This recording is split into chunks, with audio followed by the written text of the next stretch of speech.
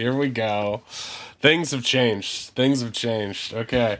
I thought it was going to be a dull one. It might not be now. It might be crazy. Hey, Pug, welcome in. Are you all caught up? Ink, let's go. Let's go. Welcome in, everybody. Welcome in. You guys should be audible right now. I caught up. Y'all, Pug has been diligently watching all of our VODs to catch up. So, way to go. Way to go to Pug for that.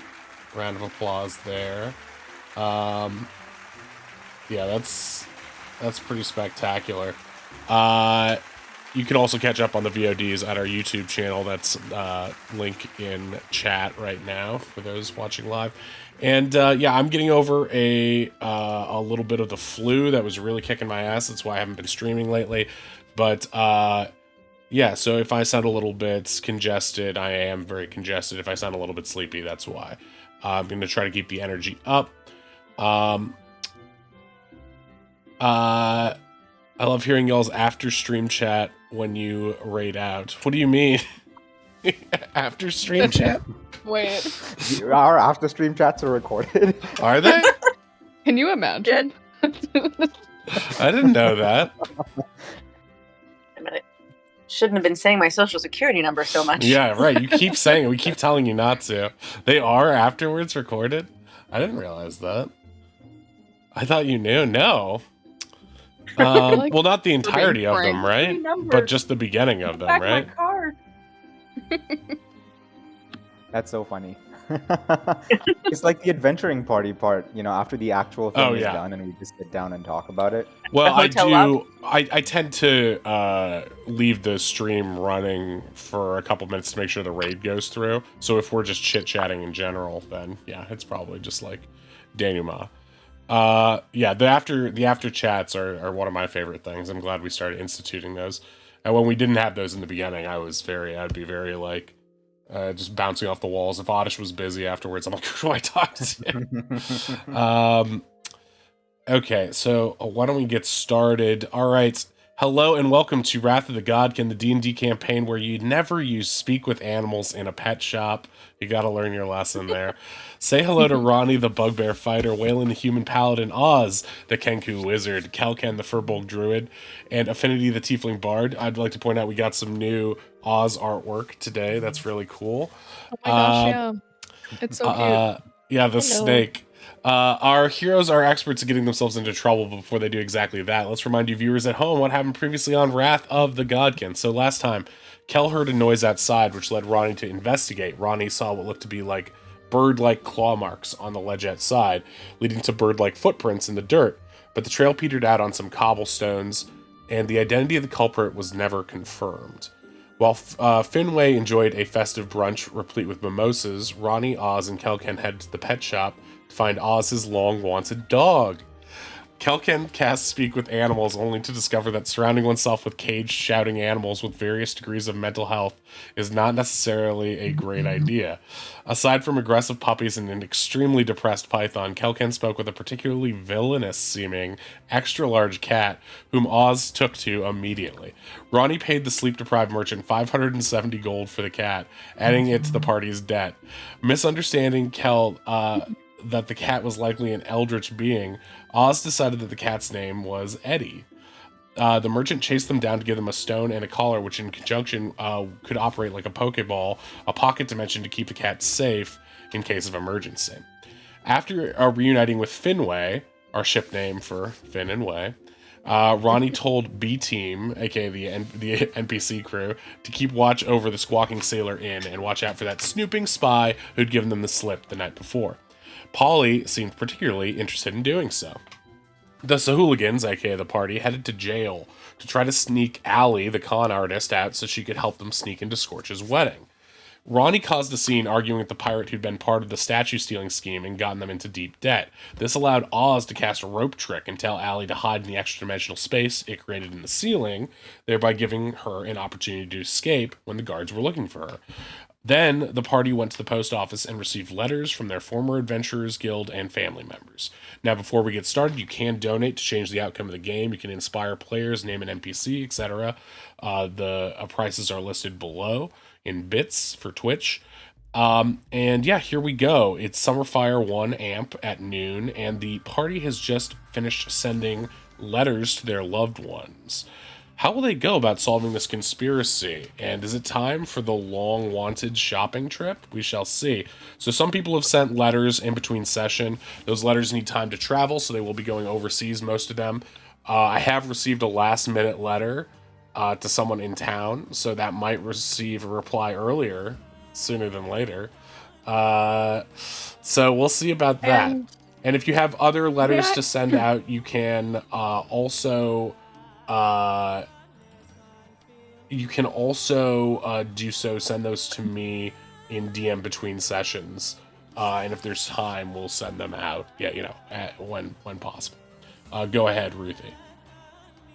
Is there any way that I can send that third mystery letter anonymously? So there's not like a from Wayland Calidar, that guy you fucked over that one time, sticker on this letter? Yes. There is no signature on it. That is correct. Okay, but you're just putting a pin in that. It's not like you have to sign for it or whatever. Yeah. Or there's not like a from sticker on there. I don't have to put postage. Okay. Right. I don't think you would especially have to pay postage on something sent in town, especially. For the rest of you guys, we will deal with postage and stuff at a later date, and just say that we'll say for now that you guys have sent out your letters. Yeah, you guys are standing in the post office just concluding your business, and yeah, now you're free to go about what you have been doing. It's been, I would say, about 45 minutes at this point since you guys have been writing letters and sending stuff out, reading stuff out, since you guys set up the rope trick. You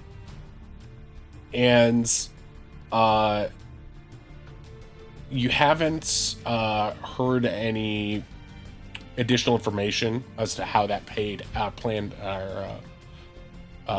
out, but you can sort of surmise that in the next 15 minutes, that's like Allie's last window of opportunity to use it to escape, should she be able to.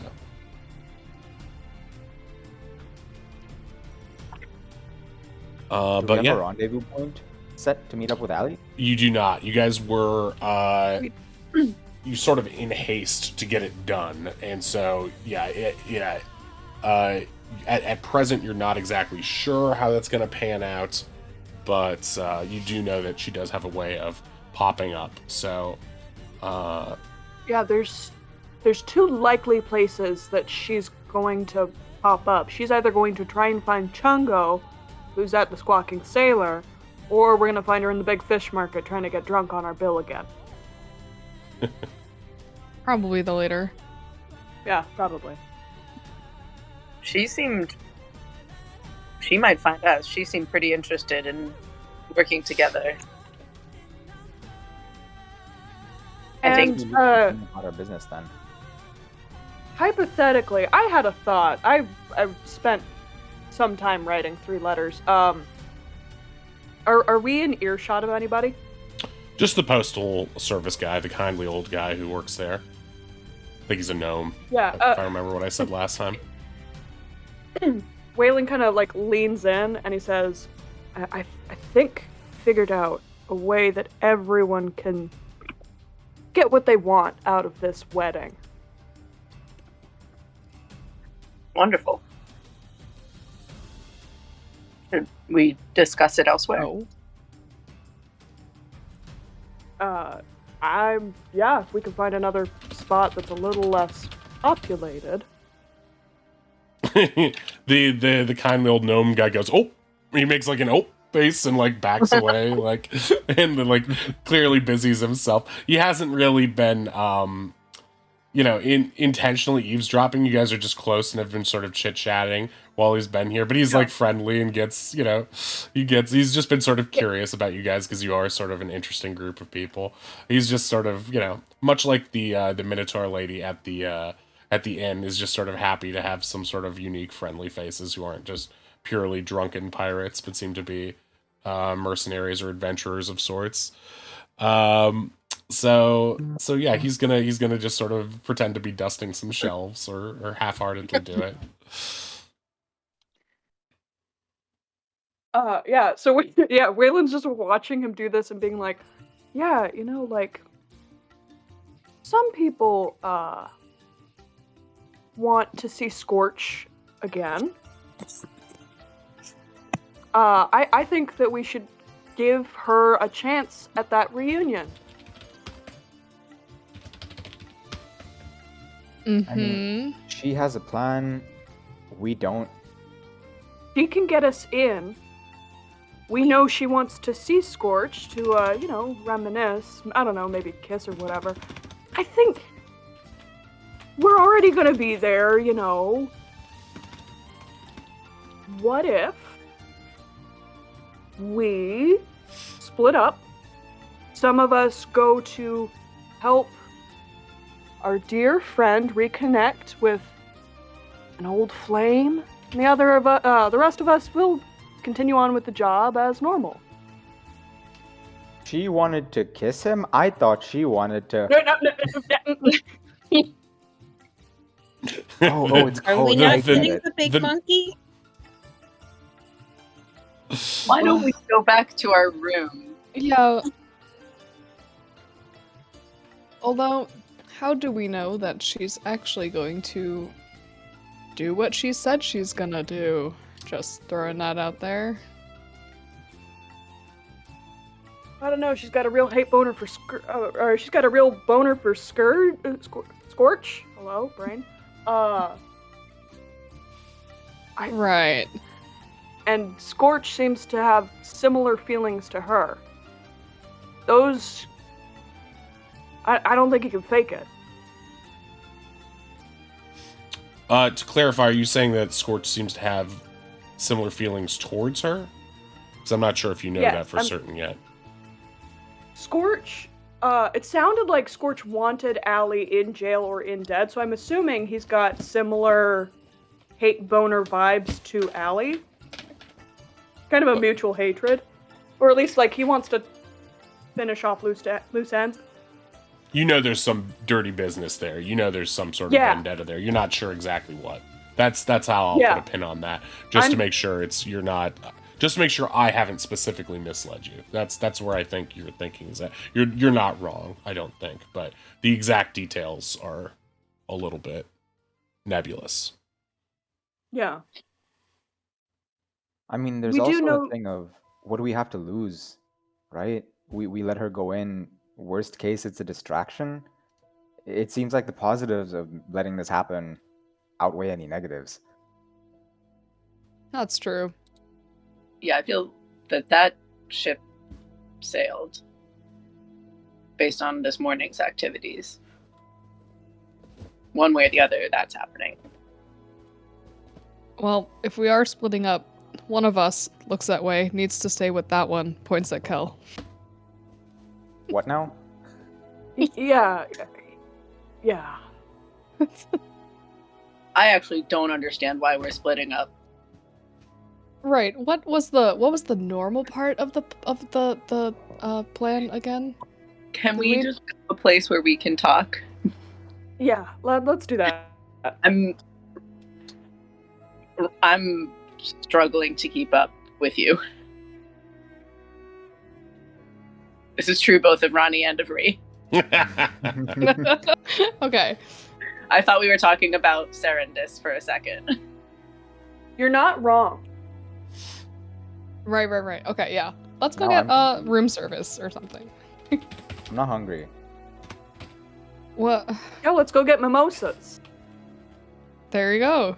Oh, I see. And I tap my nose in what I think is a discreet way, but it probably isn't. Kel picks his nose.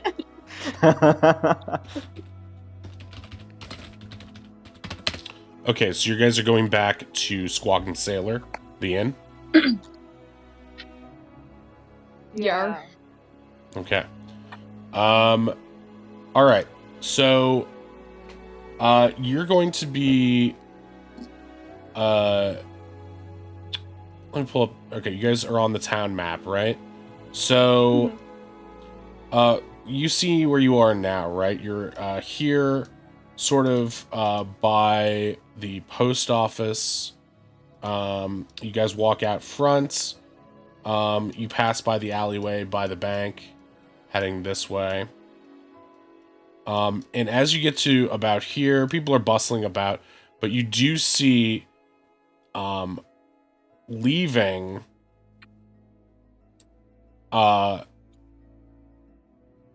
the Squawking Sailor area and heading back north towards the jail, a large troop of guards. Maybe 5 or 6 guards, about the amount that you saw initially out front. And they look panicked? They look frustrated.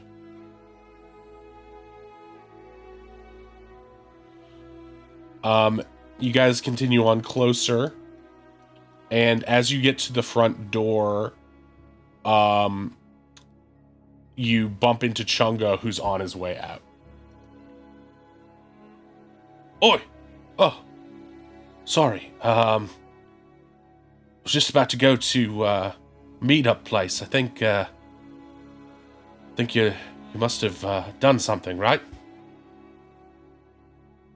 Little old us? Never.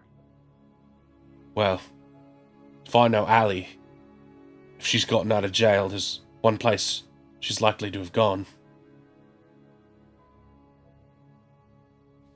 The pub? We have a meetup place under the bridge.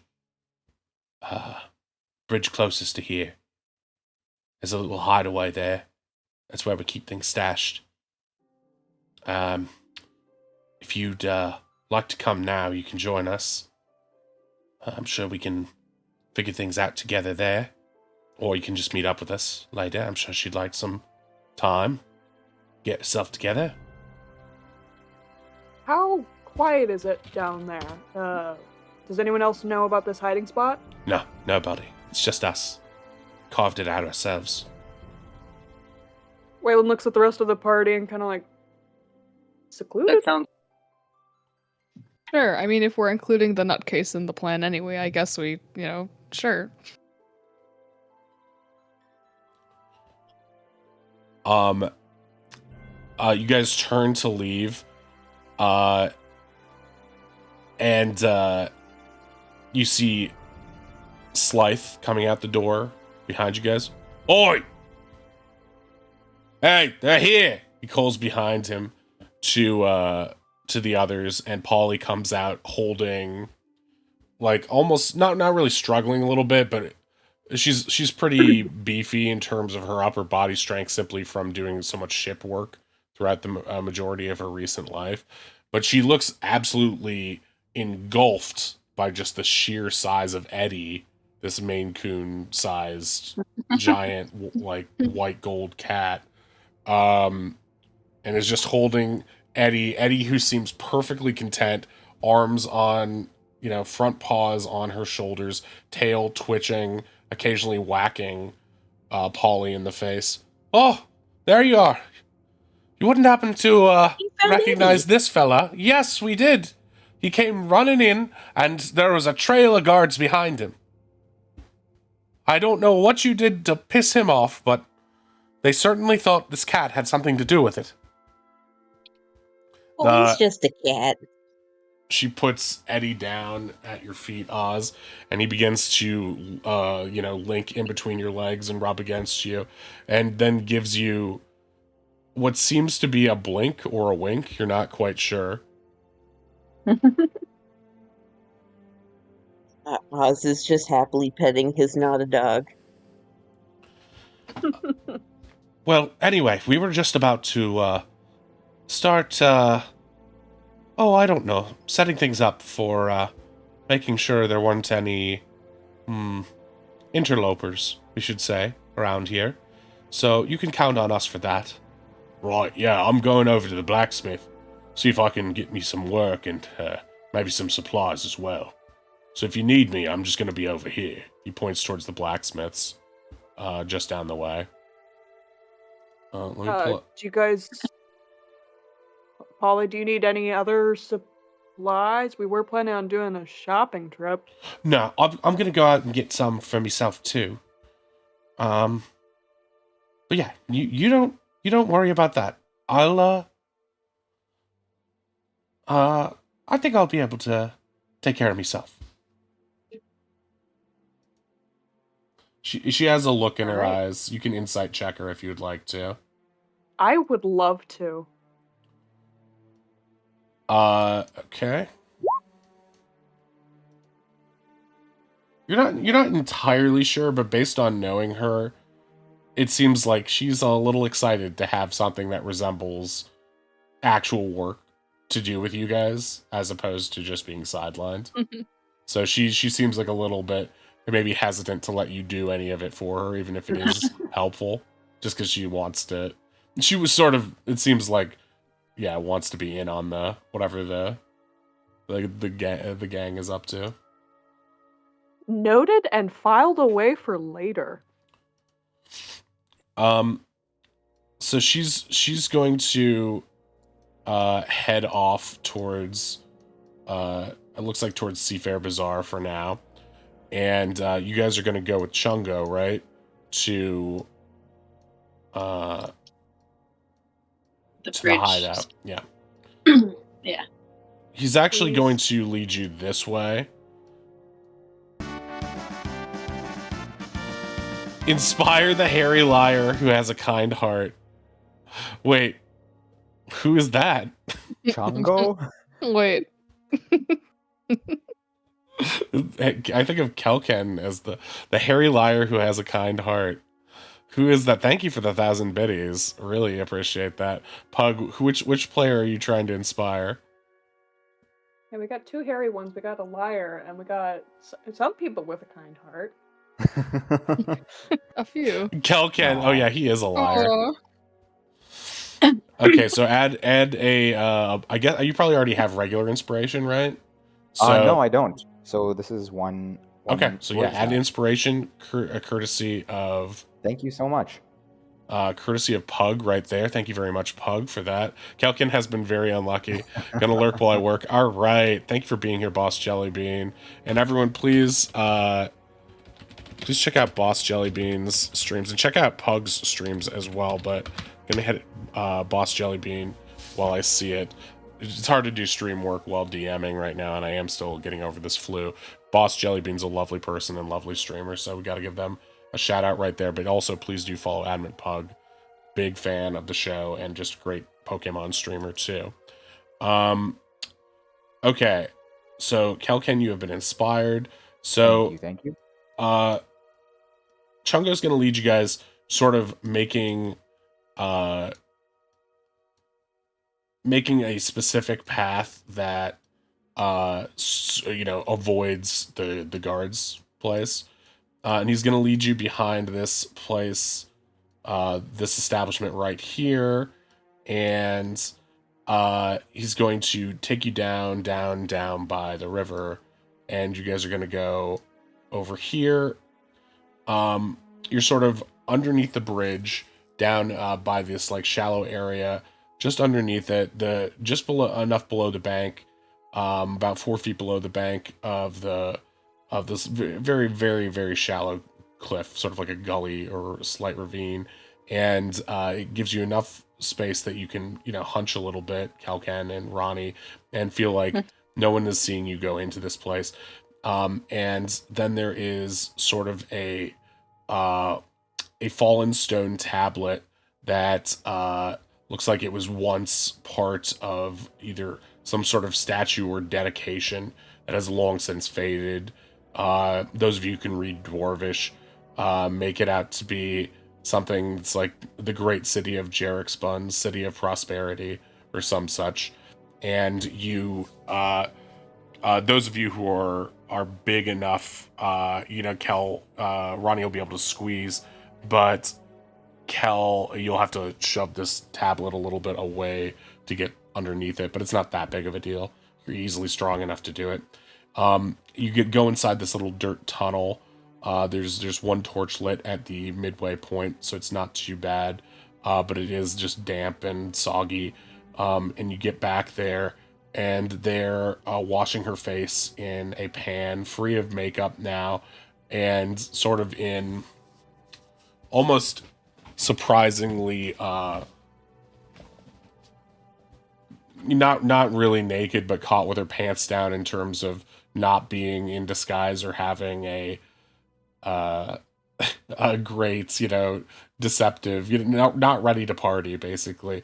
Allie turns and looks at you guys shocked, barefaced, still a very pretty woman, pale, and sort of like auburn hair. It's all streaked in a mess right now, not done up in any way. She spent the night in jail and is just sort of wearing like a white basic blousey frock and some sort of baggy cloth pants, and turns to you all and then immediately compulsively wraps her wet towel around her face almost as if she has the mumps, like she's trying to conceal herself in a babushka. And it's like, oh! And she turns to Chungo. Who said you could bring them in here? I ain't ready for that. A lady likes to have a little privacy getting herself ready. Oh, forget it. And she throws herself on a pile of junk. Some coins, coppers, and some stolen purses, like just random artwork they've clearly pilfered. It's just basically it's sort of akin to a slightly nicer, if not less tribal, version of the kids' pirate hole on the island. It's just sort of like a little nest that they've been keeping. There's clearly a chair in the corner where somebody has been doing some knitting, which Chungo goes up and takes up and starts resuming his hobby. Meanwhile, she's sort of just carved out a dragon like in the way Homer Simpson leaves a concave space where his body was in his family couch. She has in this pile of junk, a concavity that she's sort of writhing around in. It feels good to be back. But I really wish you'd give me some time. I look a mess, don't I? She seems to be looking pleadingly at you, Waylon. Looking for reassurance. I mean, it's fine. You have a face. We've been trying to, figure out our plan. I thought I came up with a pretty good one. I have a face? It's that bad? She rushes back over to her little small, beat-up vanity set that she has there and begins hastily and not well applying makeup, bright red lipstick, streaky cat eyes around, ignoring you guys. Clearly, you're not going to get a word in edgewise until now she feels that she's done herself up a little bit. You try to kill time for about 15-20 minutes as she hastily throws on some garb for herself. You can try to shout questions at her while she does so, but eventually she'll present herself and not looking quite as good as she would if she'd had more time, but looking a bit like this, just so you guys get a sense of what she looks like when she's not a busty nun. Yeah, terrible. She has this. That's her in her, book cover portrait moment. That she really looks like she's a more beat up, ripped, a tattered version of that. Her makeup is smearing Fresh a little out of bit. jail, girly. Yeah, she's. This is how she wants you to picture her. She's holding up a portrait of that version of herself, and when she pulls it away, it's a more smeared, tattered version of that. But she wants you guys. She really wants you guys to think she's quite impressive. But yeah, you get the sense of what her attire is and who she presents herself is, and the way she twirls around a little with her pirate coats and her pants and ship boots, that she fancies herself sort of like a lady swashbuckler in her regular attire. She pulls up a chair from her pile, and it's like it had stuff on it, so she has to like scoop it all off. It sort of has the vibe of when you visit like a very attractive girl's bedroom, and you see the staging area for all the work she has to do to upkeep her appearance, and there's just piles of clothes everywhere. Then she'll be like, "Don't look at this. Don't look at that." but you have to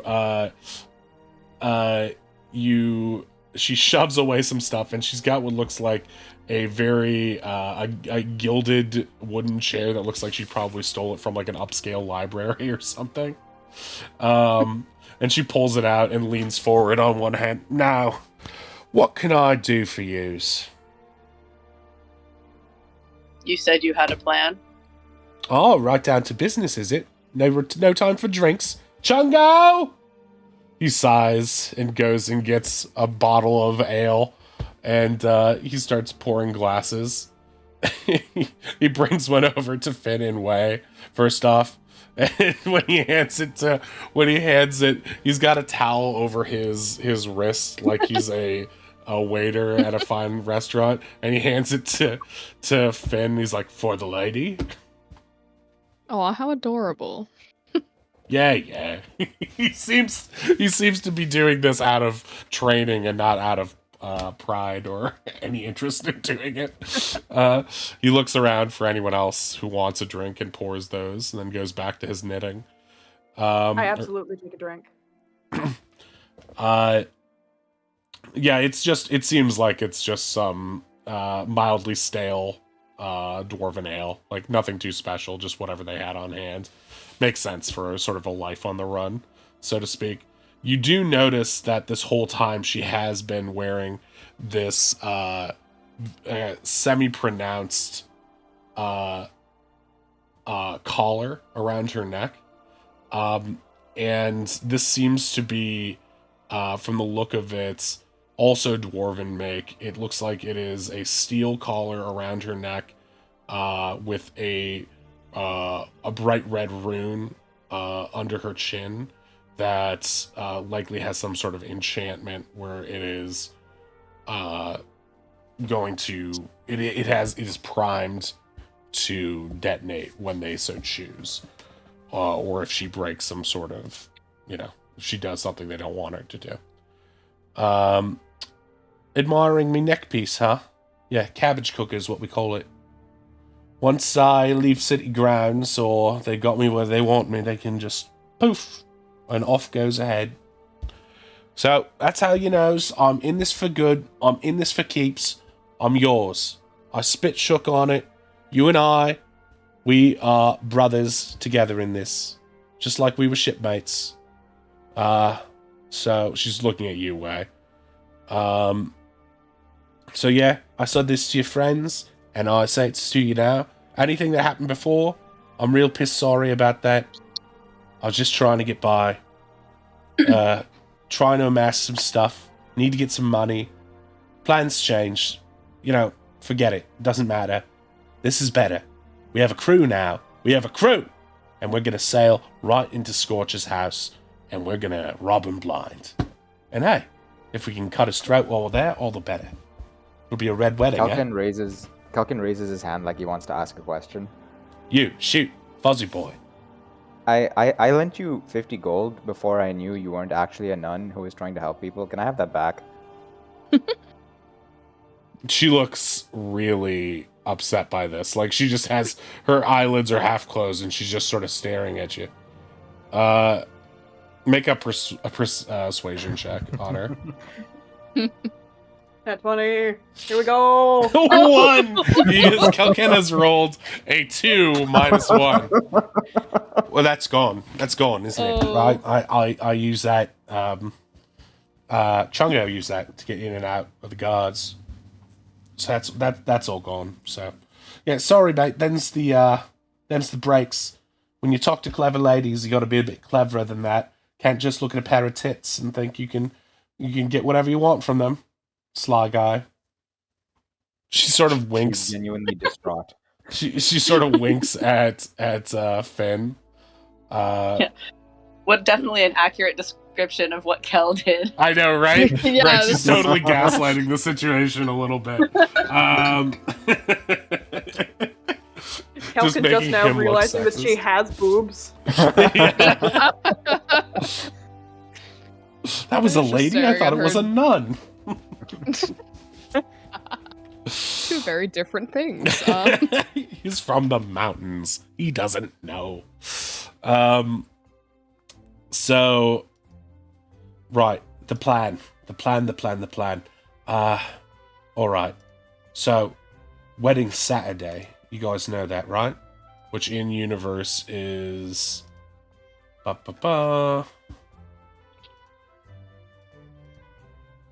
Saturday is Bell, what they call Bell.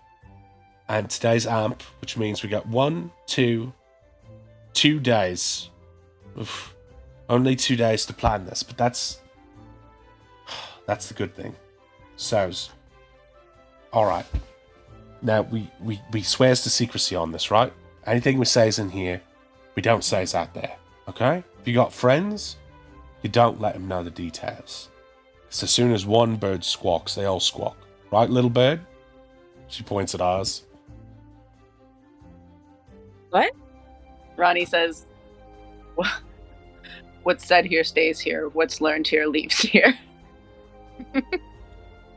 Leaves here. It's a team building thing. Ah, right. That's good. Crew building exercises. I like it. All right. Your mental rigging is going correctly. Yeah. Up with the sails and all that. Listen. All right. So, none of y'all's got invitations to this wedding, right? Not yet. What do you have in mind? Okay, so here's the plan. Chungo is sort of my ears about town. I sends him out. He hangs nearby, sad little lonely orphan. Oh, boo-hoo-hoo. Chungo's rolling his eyes. He hears things. People don't take him seriously, so they talk and talk and talk. What's an orphan going to do? And so he hears things. We know things. Pirates, drunken men, and I've heard this many times, confirmed it. They are not hiring one of the in-city kitchens to do the culinary expenses and making up all the meals for the wedding. They're hiring outsiders, people they don't know, caterers. You get where I'm going with this, don't you? We come in as the help. We come in as the help. Yes, I love the brain on this one. All right. We intercept those caterers, dress you all up as them. Me, if we can handle it. My problem is I've got this thing around me neck, so I'm going to need a pretty palpable disguise to get inside with y'all. Otherwise, I don't think they detonate it while they got all their friends in there. That's what I'm hoping. Only reason they haven't detonated me yet is they don't know where I'm at. What if I'm right under their nose? Kaboom! That's the problem for them. But we intercept the caterers, give them a good pop on the noggin, take this stuff, learn a little bit about cooking, I guess, so we can play the part. Then, after the ceremony, everybody's getting drunk, sneak off for a bit, go underground, everyone's distracted, having a dance, we get into the vault. What do you say? I'll raise you another plan. All right. That'd be good. I'll spend some time on this one. We get in your way. We be the help. We get inside. We split into 2 teams. We have it on good authority. You're not the only one going to try and kill Scorch on Bell. All we need to do is switch you with her. What? Me dress up as her? You don't You're think telling me you couldn't do it? I don't think I could. I honestly don't. I mean, I can dress up all right, but dressing up as a bride on the wedding day, I mean, how am I going to hide my collar? There's spells for that, I think. Yeah, I was just thinking. Yeah, we could find a scroll. Look, I want to stab the guy as much as anyone, but in order to do that, you need some place with discretion. Pull him away, sure, but stab the him. honeymoon suite? So you expect me to go through with the whole thing, talking the way I no. do? Just get him upstairs. No, I mean Then the whole slash his throat. ceremony, exchanging the vows. No. Well, you know, you're nervous. Maybe you're like a little bit more reserved than usual. Hey, I got a great idea. You're really sold on this. Why don't you do it? You're the one who wants to kill Scorch. Sure, I want to kill Scorch, not myself.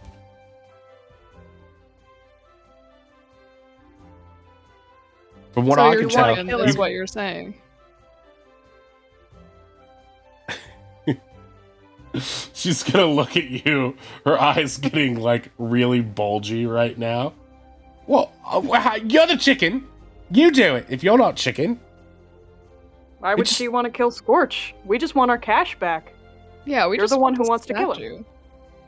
oh, I see what's going on here. You're trying to pull the wool over me eyes. You're trying to set me up to take the fall. We're supposed to be partners in this. I'm not going to set myself up. I'm not. Listen. The idea is you kill Scorch, we set up for the audit. By the time the pirates realize what's going on, their leader's dead, their vault's fucking empty. You'd be hightailing it out of there. We've seen you hightail out of worse situations before. I We got can set you caught. up with another rope trick. Mm-hmm. Now, listen, I might seem like I'm just some down on her luck lady living in the sewers, but I ain't stupid. I know when people are trying to set me up. This is a clear setup. I ain't falling for that. In your original plan, when were you planning to kill Scorch? I wasn't planning on doing it during the wedding. I was trying to get into the vault, screw him over, ruin his big day.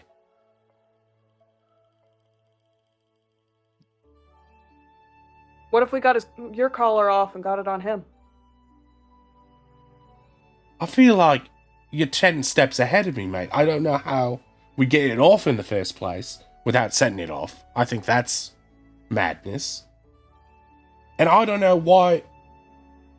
Listen, I don't know how experienced you are with committing murders, but the thing you don't Ronnie really shrugged. want to do is do it in the most public place possible. And in a room full of his closest associates from around the Seven Seas, it seems like madness. A heist, pick his pockets while he's distracted, take some of his magical armaments or whatever he's got down there. Sure. Give him a black eye. Make him upset. That way when you can catch him with his pants down, you really can. I say it makes more sense. Look, there might be a way. But in order to do it, you'd have to be as willing to put your asses on the line as mine. To pull a man away on his own wedding day, prior to the ceremony, he's not even supposed to see the bride before the ceremony. It's bad luck. Even I know that. I'm giving you an A+ plan here. And you guys are coming back to me with, why don't you go up and commit suicide? I could do that myself. I could run straight out of town and explode. I want to see this man suffer. Oh, I don't want to see myself suffer. Especially not for a bad tweak plan. that a bit then. You don't kill him up there. You take him hostage. They can't blow you up because you're holding the most important man in the city. You can spirit him away to a more secluded location where we can all just... I ain't doing it, mate. I ain't doing it. Okay. Ozzy raises his little hand. This bird better start doing some squawking that I like, because you're already losing me. I mean, I usually don't make bird noises, but I can if you want, but I had some thoughts before that. Oh, this one's so cute. I like him. He's cheering me up already. What do you want, love? Well, two thoughts. First one is if we're going in as staff, we have a friend who can cook really well. We probably should bring him so we actually look like we know what we're doing. Yeah, Bingo. we got 2 of them. That's great. That's great. Yes. Perfect. Love it. And second thought, I don't really know how weddings go, but what if I don't care who, but just swapped out the, bride with someone after the ceremony so they didn't have to go through the whole talky bit? That's what I was thinking. It's possible, but don't they spend all their time together? Yeah, don't know. alone, I think. You mean after the... Well, the thing is, you guys are trying to do 2 things at once. I'm saying we focus all our energy on the heist. Because that's how you guys got in trouble, right? They took your statue, was it? That's what I think I heard the guy crowing about in the cell next to mine. Yeah, you're not wrong. We could, if we're hell-bent on making the Scourge eradication plan a thing, if they catch Wise, if they know that we've taken their stuff, and if somehow they know that we're the ones who took their stuff, we can always set up an ambush later when they inevitably come to get it back. But that way, we might have control. I'm saying, Instead of hitting But if them in their stronghold. if the plan is just to kill a man, there's a million ways to do that. That's not what I want. I want to see him suffer for my own reasons. Why do you hate him so much anyway? Well, it's going to take more than that to get me to spill my guts to you, especially after you tried and kill me like that. I gave you 50 gold. Make a persuasion check. Someone guidance Oh, him. God. Oh, Natural no. 0. Wow. Yeah, and that was freely given and accepted. Thank you very much. That's why you don't treat women poorly. That's a lesson to all of you. Alex, I'm just going to drop the whole 50 gold line of questioning. It's not working out for me. No, we it's not. Don't. We'll steal it in 2 days, bud. We misunderstood. We thought you wanted to kill him, and we're trying to make that happen for you. If that's not your goal, that's fine. But we did get you out of jail. You could cut us a little slack. I appreciate that. And that's why I'm helping you out. It seems like we're helping you out quite a bit. How are you helping me out? I'm saying We got you you get... out of jail. You have this collar on. You don't necessarily have the means to now impersonate one of these caterers by yourself. Right. So yeah, we're Well, working together. We're all one crew here. Hey, I didn't say I wanted the hog's share of the loot down there. You can take whatever you want. I just want to see him, humiliated. Cut down to the That- small man he really is. If you don't want to do it, I'll find another way. Nobody said that, Allie. Well then, how are you helping me out? Sounds like you want me to get into the most precarious situation possible, and then Nope. get me head cut I off. think we moved on from that. Yeah, but Yeah, you still suggested it. We suggested it because we misunderstood. All right. Huh? This is brainstorming time. Just Ozzy- adding some ideas. Well, there are Oz some raises bad his little ideas. feathers again. Yes, cute one. What if we got in there and just set you loose in the vault to do whatever you want in there? Well, look, it's not a one-person job. Don't you have some vested interest in getting inside that vault too? Okay, question number 2 for you then. We have I guess we'll need your help too. We have a big statue we need to lug out of that place. How do you suggest we get that out without drawing attention? Got no clue, mate. But if you're looking to find a way to prove that he's the one that stole it, just knowing it's down there is something, right? Maybe there's some way we can... I don't know. They had to get it down there somehow. Right.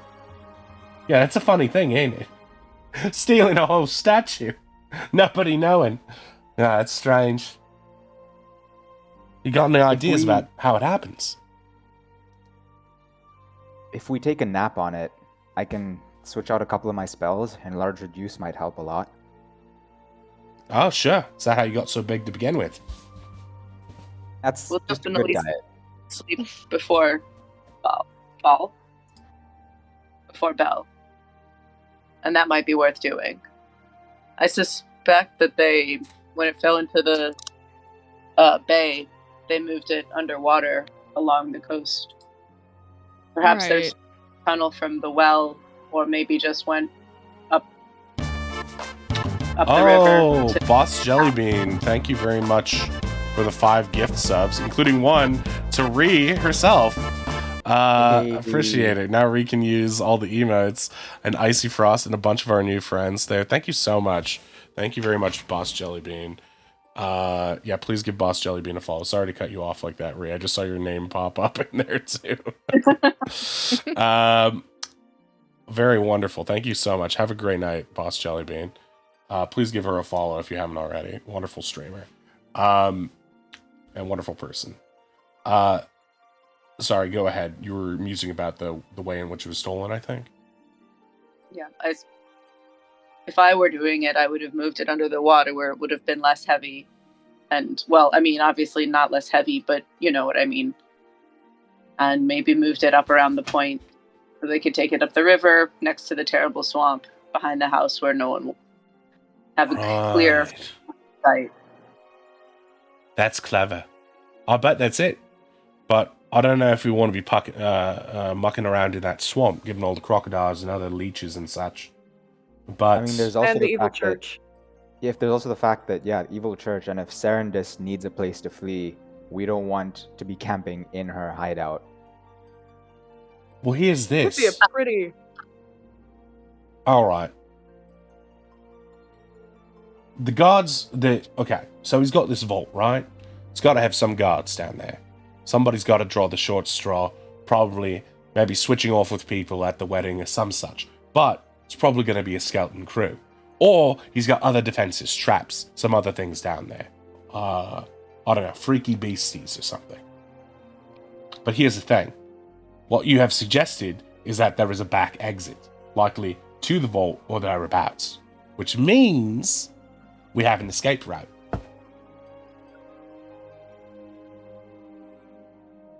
We could probably even steal one of their boats, if there's one back there.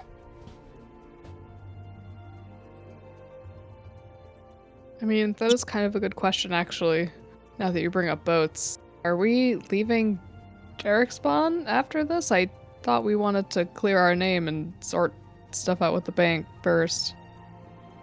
I don't think we don't could have get to away leave with... Jarek's Spawn. yeah, I don't think it's a good idea. My head would explode, and you've got some debt on Right. your name, right? All we'd need to do is just sail around the swamp to the back where the farms are. We wouldn't need to. I wouldn't want to go to the docks immediately, fresh after stealing from, the mayor. Right. But if we can get it there, we can get Yorkus to see the statue.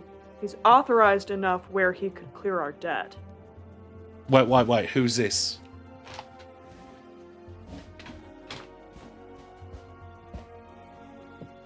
He's our Friend? contact at Courtly Credit.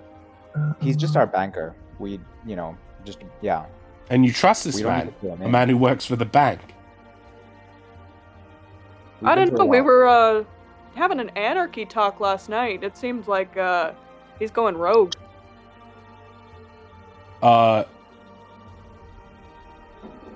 Chungo's gonna sit up for a second, and he's gonna walk over and he's gonna whisper, into Allie's ear. They have what? Here? No, we should be...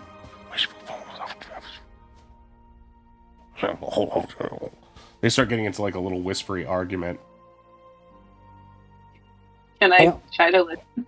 Yeah, you can try to make a perception check on that if you'd like. I cannot hear shit. Can I give it a go? Kel rolled high enough that you should be able to pick up key information from it. Kel, you're getting the sense that Chungo has a piece of information about something the bank has, and this is news to Allie, and she wants it for herself. But he seems to be suggesting it's something that you guys could use. A talking fashionista toad. Okay, we've got a new character request from Adamant Pug. Thank you. I think we got a hype train starting for all the donations. We haven't had a hype train in a long time. We're already at level 2. Thank you so much, Adamant Pug. Okay, I'm adding a talking fashionista toad. The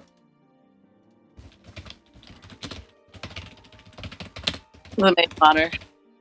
What's the name of the toad people in 5e? Like the little poison frog guys, like Brung.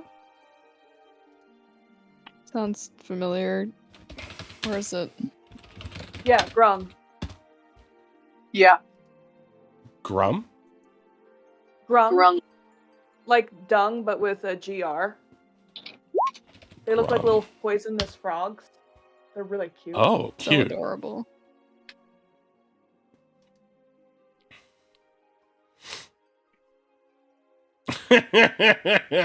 Wait, but that's not what I meant. Those are cute, though. Bullywugs, that's what I meant. Oh, bullywugs. I think Grung are a newer playable race.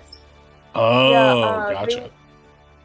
Those were introduced with as a playable race around the time of Tomb of Annihilation, Hmm. Interesting. I think.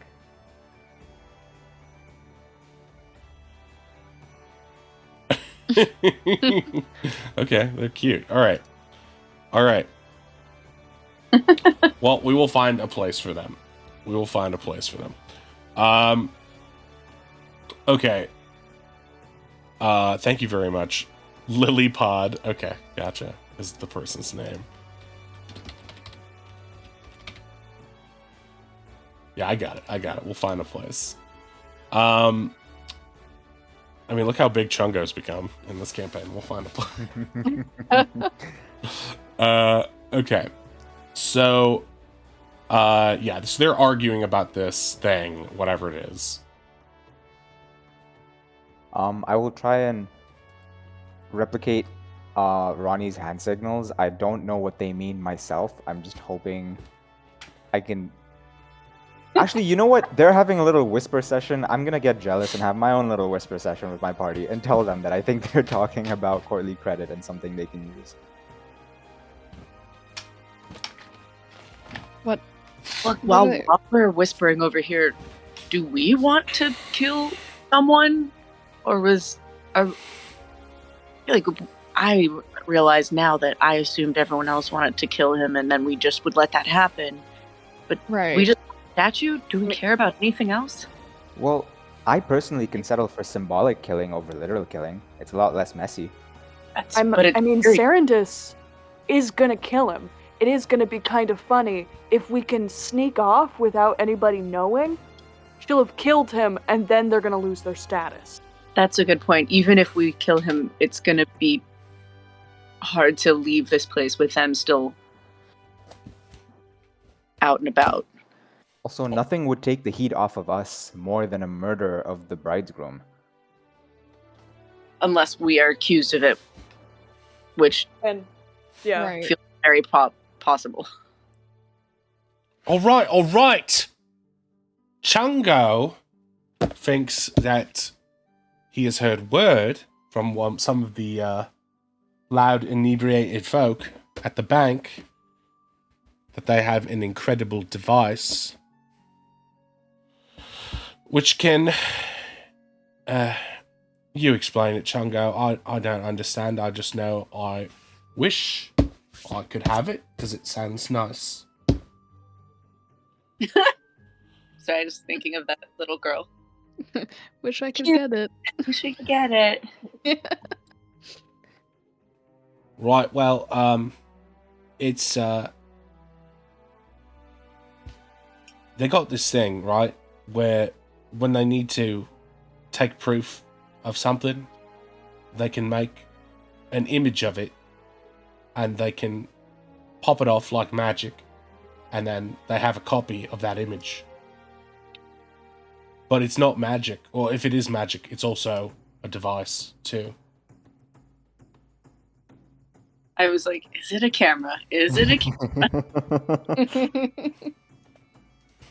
What would you want to do with this magical arcane Well, we- artifact?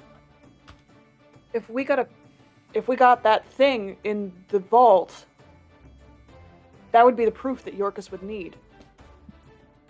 It wouldn't matter what we stole after. All it would do is confirm what we were talking about last night. The Firebeards are inflating their wealth. I think that's a great plan. Let's... And they stole our statue. Right. Mhm.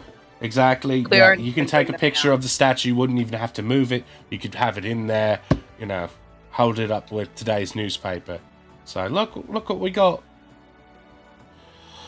But afterwards, when you're done with the thing, it might be a nice present for someone who's very, very pretty. She starts batting her eyelashes at you, Wei. Waylon looks at Finn. She also looks at Finn and continues batting her eyelashes. Like, whichever of you will give it to me. If we borrow it, we'll need to give it back, but Oh, We'll you see. won't need to, will you there? yes. Oh, you'd have fun. She starts kicking refuse near her. I guess I'm worried even if we take an image of our statue in their vault, will it matter? This whole place seems kind of piratey. Well, if it doesn't, then we can go to Plan Z. Does that Chungo burn pipes the up. town down? What I know about this thing is that they trust it. So, if it's bank folk you need to prove it to, then, you know, wouldn't they trust their own device? I was under the impression Courtly Credit just took the Firebeards' word for a lot of things. They certainly screwed us over when we got here. But that was because Serendis was disguised as Violetta. And besides, Courtly Credit isn't just in Jarexpond. It's a organization that's around the world. This is just the worst chapter. Well, I don't know. There could be some pretty shitty chapters out there. Well, I we'll still have think to we check should burn them down out. the bank. This kid is he might be the bird kid himself with a brain like that. That is Bird Kid. What? I am the She bird falls kid. over into the piles. That's the bird kid. Oh, I knew there was something special about him. Oh, forget the rest of this. We gotta go on tour. Oh, we should take him over. What? We should take You him can't over leave. to Cracker Jack's. Oh, I suppose we could go there. Yeah, Cracker Jacks? put the bird kid on stage. You know how much how much coin we could get for just having the bird kid up there doing his thing, shaking his money maker. Hold on. Yeah, he was a really good What? assistant last time. we Assistant don't- to who? Me, obviously. Oh, what you Ozzy do? points at Finn. Finn's a great magician. Oh, like a wizard, huh? No, they read books and stuff. I don't need any of that. I'm just naturally talented. Unlike... Never mind. He does less burny, more sparkly. Okay. Well, yeah, maybe there's like a kids show or like a petting zoo that she can perform at. But then we put Bird Kid on the main stage where people who have money and actually, know like good stuff, they can see it. Okay, Now real I know talk. who you remind me of. Have you ever seen a show at a petting zoo? Like, what are you even talking about? I'm trying to throw you a bone here, love. I'm trying to think of... I don't know what you're talking about. It's magic, but it's not magic. That sounds... Oh, okay. I mean, I If eat a we're lot of trying horse to- shit, but that's... I'm just If we're trying to trying to help. throw each other bones here, she's Mhm. gonna hand her the acting class ad that she got in the mail. You should really look into this. What's... Especially Oh, that's real mature. She's like squinting at it. What's this at the bottom there?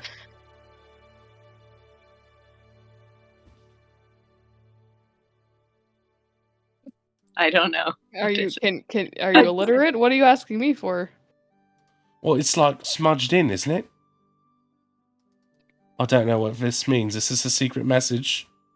Yeah, I guess whoever sent it had sweaty fingers or something. Aren't you clever, S? I don't know what this means. But you know what? Maybe I will. Maybe I will take these acting classes someday. At least I appreciate a true performer like Bird Kid. She stuffs it into her cleavage. If you have money for acting classes, can I have my 50 gold back now? You ain't getting it back, mate. It's spent. It's spent. You're You drinking got it. one You're drinking it in your right now. The worst 50 gold I've ever spent. You gave it to me. It was for the children. What, this child? And I pointed Chungo. He's drinking some of the ale. He belches a little bit. Well, we're all somebody's children. If you're putting on a show, 50 coins go to me. Yeah, all right. If you can get it and you got good reason for it, then maybe. Finder's fee. You didn't find him. I found him. I'm the one who found out he was Bird Kid. You guys don't know what the gold mine is that you're sitting on. All right. We're getting off topic. Oh, I can Why? go talk to Yorkus maybe and see about this device. Or maybe then he seems to like you. wait. Before you do that, Who? Yorkus? I guess maybe not after you cast the spells either. Yeah, I think we're past it.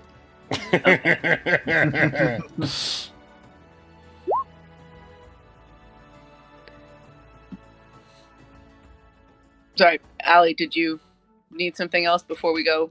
Yeah, don't go. All right, I need to give you the details of the catering thing because timing that out is going to be a little bit tricky, and it's going to require some choices on your part. Because talk of Cracker Jacks reminded me of what you said before, right? Chungo nods. All right. So take a note of this, because when we get into heist planning stuff, there's going to be a lot of details, and you kind of need to get them right, okay? So whichever one of you's got the heads on them, let's keep Bird Kid for the personality. She like pinches the feathers on your cheek. Oh, he's so adorable. Yeah, I'll just Ozzy is pull out currently my- hiding behind Ronnie. He does not like all this attention. Aw. Oh, look at him. Oh, I can't wait to go on a sailing voyage with him. He's extremely intelligent. Oh, I'm sure he is with that little face. She starts to get like a teary eyes a little bit, and then like quickly wipes them, smudging her mascara slightly. You can Are insight you all check. right? You can insight check that if you want. She's gonna shrug it off if asked directly. She's gonna be like, "Yeah, I'm fine. Sir, I'm when fine. he It's says just, there being all the mildew in here or something." At Finn, you're gonna see, and Oz, you'll be able to see this too, even from peeking behind Ronnie, that like when she's looking at you, Oz, it feels like she's like, you remember from being like very young, and because you were not raised amongst other bird folk, you were raised by because Granny and Dad are both human, right?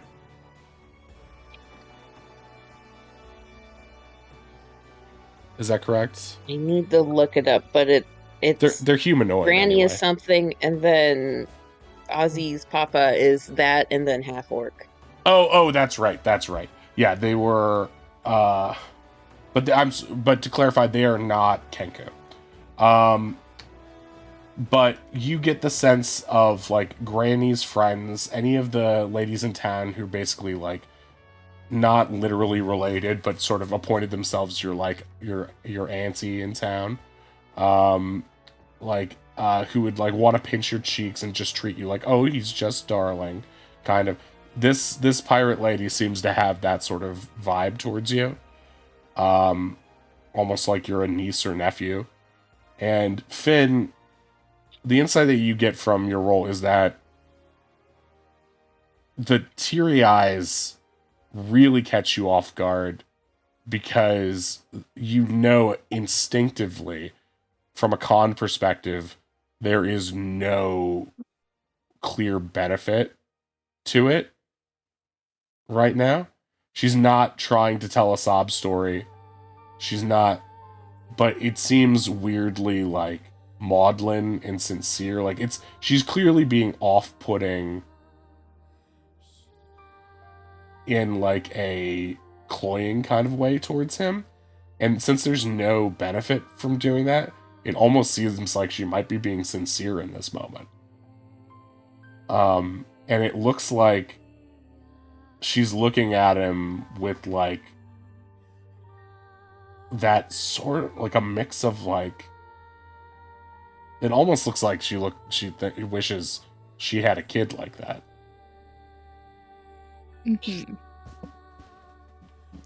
It's a weird thought, and it does not square with your understanding of her at all.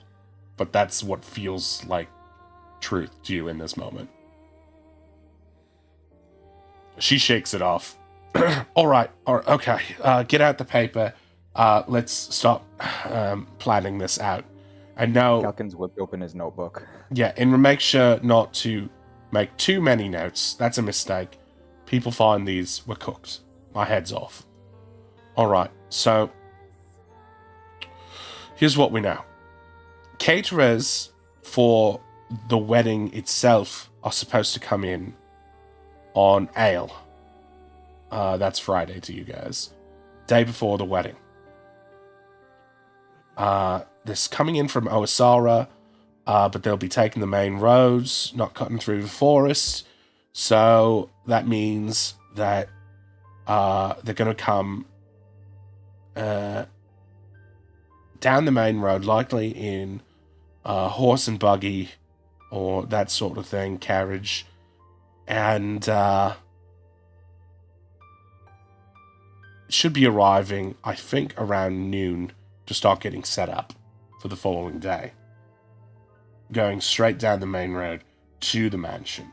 That's when they're expected, barring any other sudden circumstances. My suggestion is, this could be good.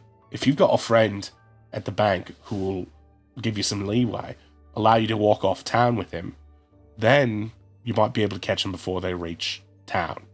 That could be good. However, and this is another thing that might be tricky, there have been incidents on the road. So, two things could happen. I don't know where you guys land ethically. It seems like you were more than willing to have me killed a second ago, so you could accidentally lead these people into the ape that's been bothering people. Let him do his business, and you clean up the refuse. Don't know if that'll leave some damaged uniforms, but that's one way. Or you could just sort of, rob them blind at knife point, however you want to do it. But if you do it off city grounds, and I do recommend you doing it, I won't be able to be there for obvious reasons. She points to the necklace. Ronnie also points to the necklace. Right. And so that's option A. There is also the option of doing it tomorrow. but I don't really recommend it. But there is a smaller team of caterers coming in tomorrow at noon for Scorch's bachelor party, which will be at Cracker Jack's tomorrow evening around 8 p.m.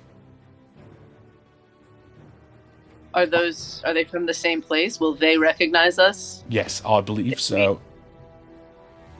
Or will they The people recognize... coming tomorrow, if we are impersonating caterers on Saturday on Bell, will the bachelor party caterers recognize us?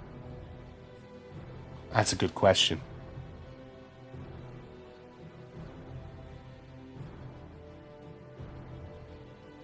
Well... Oh, wait. I do know something. Chungo, when does the chef get there?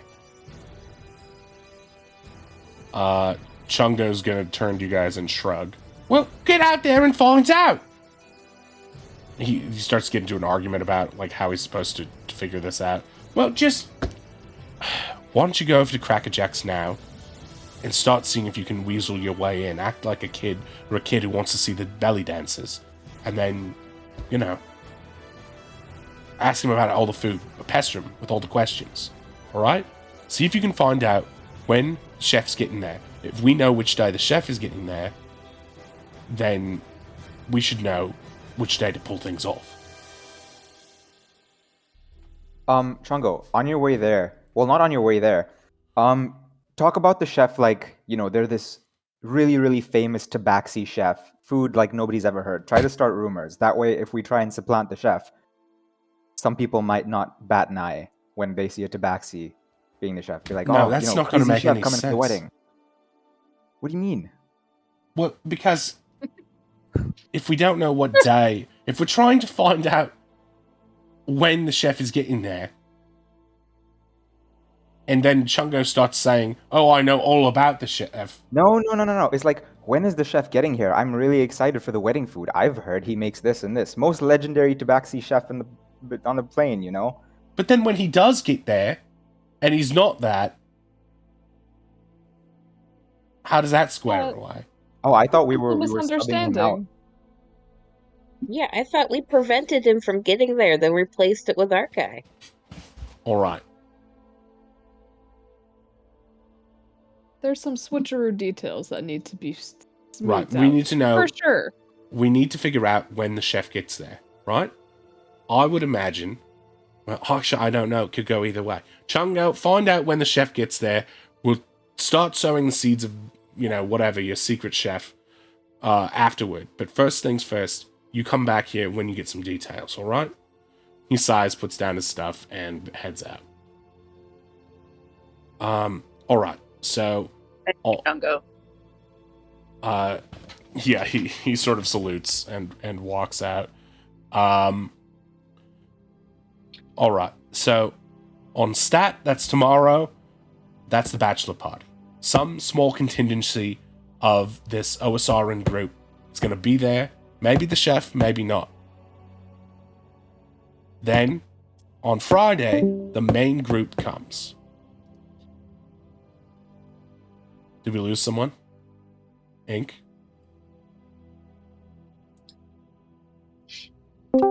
Yeah. She's back. Oh, back.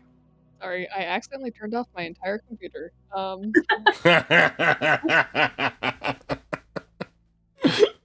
Okay, that's a problem. It's not the first time? It won't be the last. Thursday, I should say, Stat, 8 p.m., bachelor party. Some caterers coming in to do that. The rest of them showing up the day after on Ale. Following day is the wedding. That's all you need to know. You can intercept either group. But yeah, there is some danger of one group being like, oh, what, you aren't the people we thought were coming? But you should be able to weasel your way out of that with some good excuses. the best that comes to mind is, oh, the other people got hit on the road, we're the backups. Something like that. That sounds good. Do you know how many should be in each group? All I know is it's a smaller group going for the bachelor party, and then a larger group for the wedding itself. And it looks like it's going to be a large affair with at least 100 people, possibly 200. So, I'd imagine a fair share of caterers for that. So you should be able to slip right in. My gut says go and rob the bigger group, because that means there's probably more outfits for the lot of you. Less time to prepare if something goes awry, but if there's a small group, there's no guarantee that you'll have enough outfits to fit you all. However, if the chef gets there early, there's still a chance that he might throw up some red flags. But you might be able to convince him otherwise. There are problems on the road. We've got stories of strange creatures, a portal sucking people in along the road, this ape thing. I don't know if they're connected, but bad things on the road on the way here. So you've got some news out there that you might be able to deal with to sow some stuff in the way. If anything, we could just say, if we're charming enough, we can just say that we're some last minute hires. No big deal. Right. How would they know? Right. It's if the chef. It's the outfits that are the problem. Yeah, exactly. Yeah. It won't be hard to convince the pirates, because they don't know who you are. You're from out of town. You're from Owasara, right? But if the chef is there, you might need to pull some magic-y whatever on him, hoodwink him somehow. But I have a feeling it might not even be that difficult. You are who you are, and you can just say, yeah, everyone else got eaten up by the ape, and that's it. Sorry, did you say something about a portal? Yeah, I don't know all the details, but there is something. I heard about it while I was at the Seafair Bazaar. The quest girl was saying about it. You might want to check with her about it. I know there's an open quest for that. Oh, but yeah, right. If you might want to check in with any of that stuff in the free time, because there is always the danger that these guys do get destroyed by those things or sucked into some portal, and then all the costumes are gone, right? Mm. An interesting point. It's possible. I'm just saying, stranger things have happened, and we don't want something like that to really fuck up our plans. It's probably not much of a backup, but if worst comes to absolute worst, we do have a contact who makes clothes, right? I don't know how well that would pan out at all, but this is worst case scenario. He wouldn't be able to make all those costumes in time. We have a few options, I think.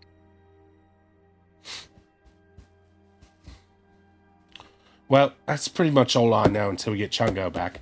He'll probably be back in a couple hours at the latest. Why don't I stay here? Keep my head down. I feel like being seen in public without a disguise is not becoming to my health. You try to not tip anyone off to where I am. And yeah, that'll be it. I'm at your mercy in terms of that. So please, do not kill me. I have helped you a great deal with this information. I'm sorry about your 50 gold. It's not that much. I spent it. Here's a copper. She flicks you a copper. I'll take it. Lesson learned, right? Do you have what you need? What's that? Do you have what you need? For now. She looks like taken aback a little and suspicious, and then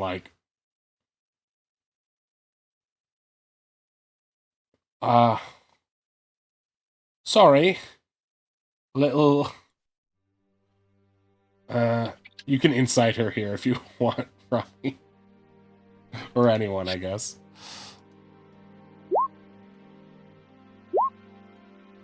Damn, 2 11s in a row. Ronnie, you get the sense that she isn't asked if she has what she needs a lot, or if she's doing okay. Yeah, Ronnie I'm is not fine. surprised. I'm fine. You know, I can get by. I'm said Chungo will bring some food. He's good about that. And yeah. We're fine. Okay? So that's that. Get out of Okay. here. I'm sure I got some bread in here somewhere, so yeah. You know where to find me.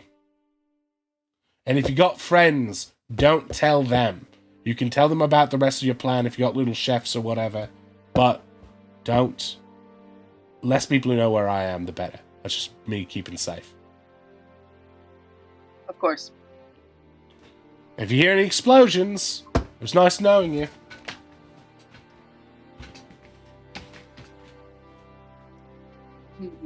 Burial at Before we- sea, please. Of course. Before we leave, Oz, is there anything you can tell about this device? If it might be I possible. could give it the magical sniff check, see what I could figure out. Do you mean her I worked with that portal thing. Yeah, I meant the necklace. Like, it is. Sure, this yeah, you something can that do can be just an disarmed? Arcana check on it, if you would like. Ozzy is going to get uncomfortably close and do an Arcana check on it. She looks like absolutely like this is the cutest thing she has ever seen. Her eyes get wide and glisten.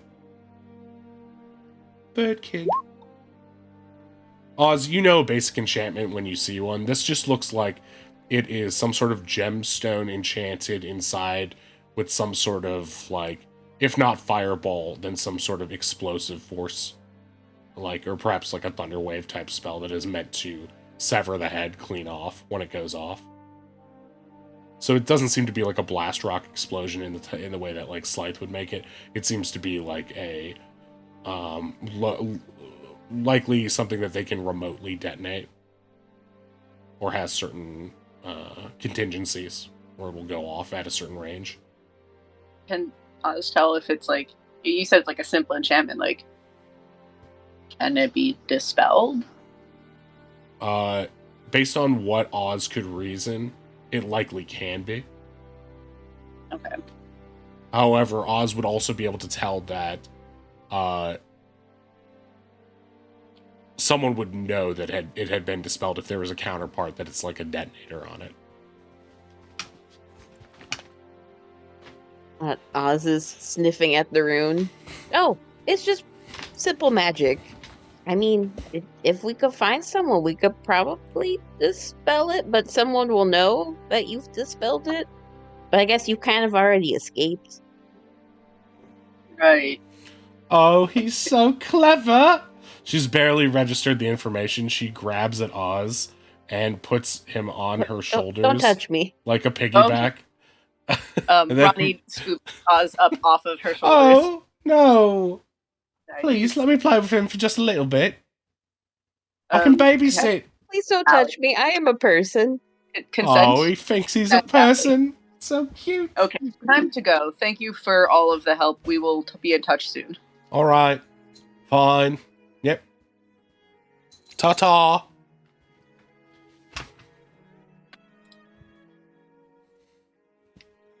Okay, so you leave the... At this point, Shungo is likely at Cracker Jack's, so I'm going to move him there. So you guys are leaving this area. How would you like to do this, knowing that you're supposed to keep a low profile? Can I, as we walk out, if I don't see food anywhere, can I just like sort of like leave? I had like 3 fruit or like non-meat rations. Yeah, you definitely can. Okay, I just do that. You sort of leave them by a table by the door, and you can already hear her snarfing them down as you get to the end of the tunnel. She sounds like a ravenous hog. Man, remember those hogs? They were great. Those boars. Can Oh, never yeah, forget. That's Kelkit's family you're talking about. Kel's family, yeah. I said they were great. They're I will boars, remember not them for the hogs. rest of my life. Kel, do you have a boner?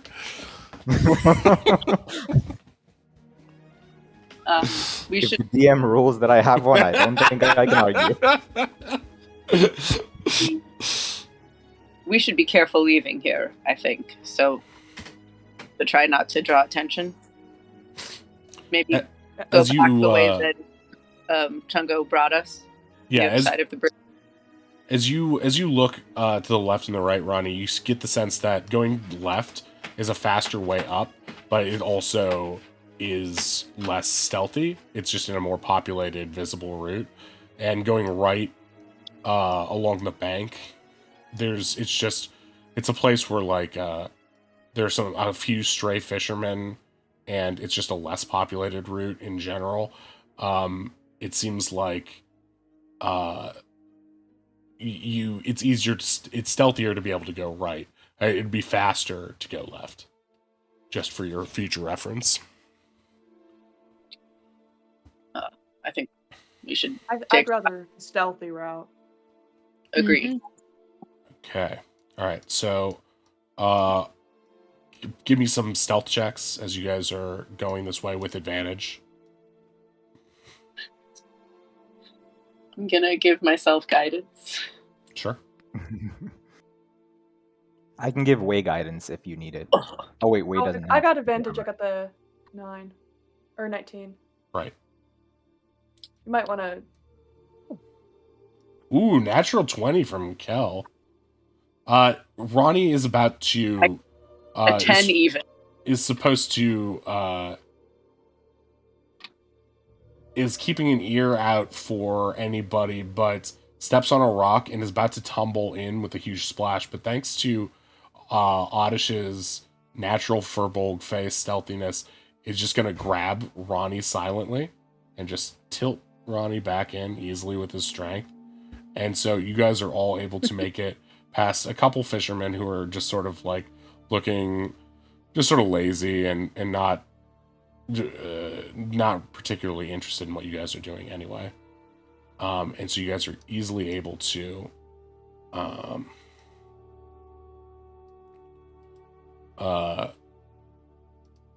make your way from that point wherever you would like to go.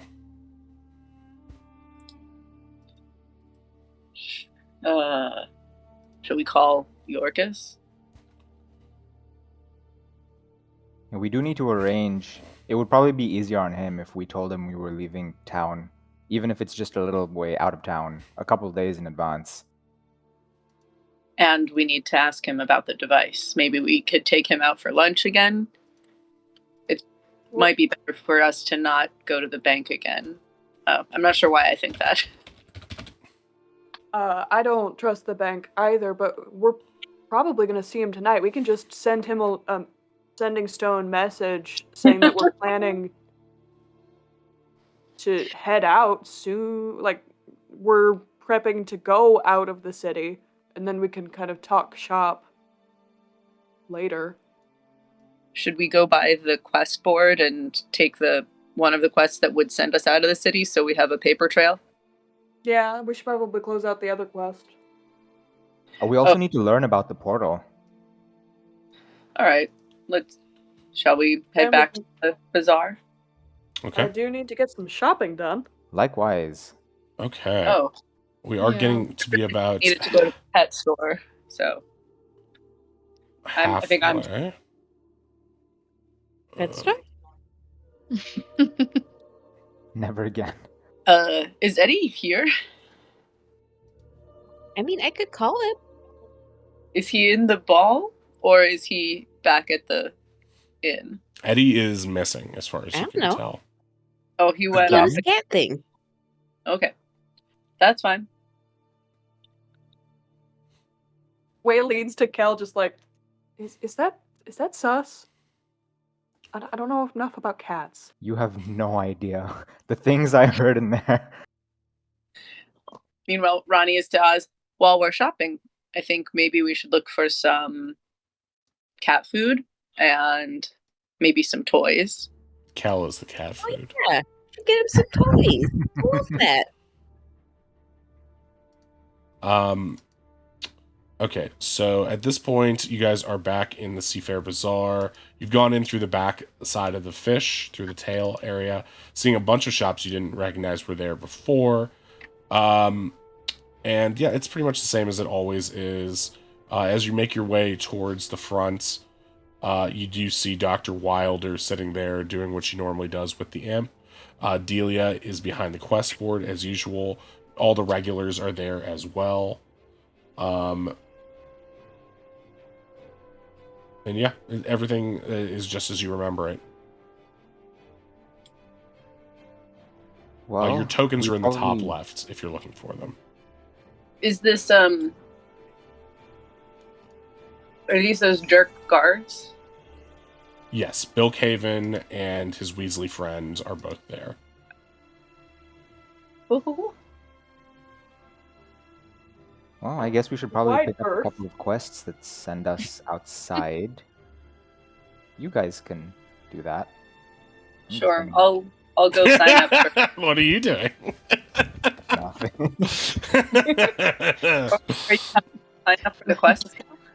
The return of the Yeah, I'll- Rizzler? The Rizzler is bad. Yeah, Way like gives Kel like a pat on the back, and he's gonna join Ronnie, Okay. but be close. Okay. Kel, are you just staring at her back?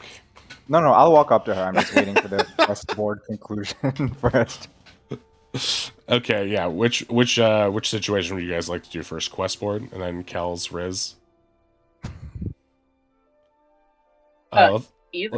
Let's start with quest board because I feel like we're almost at a break and who knows how long Kel's romance will take.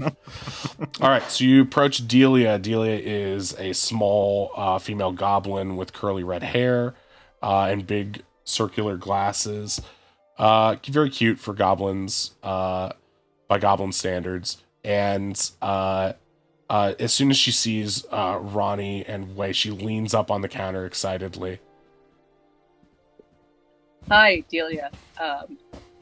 We forgot to check in with you before closing out one of these quests. I'm really sorry.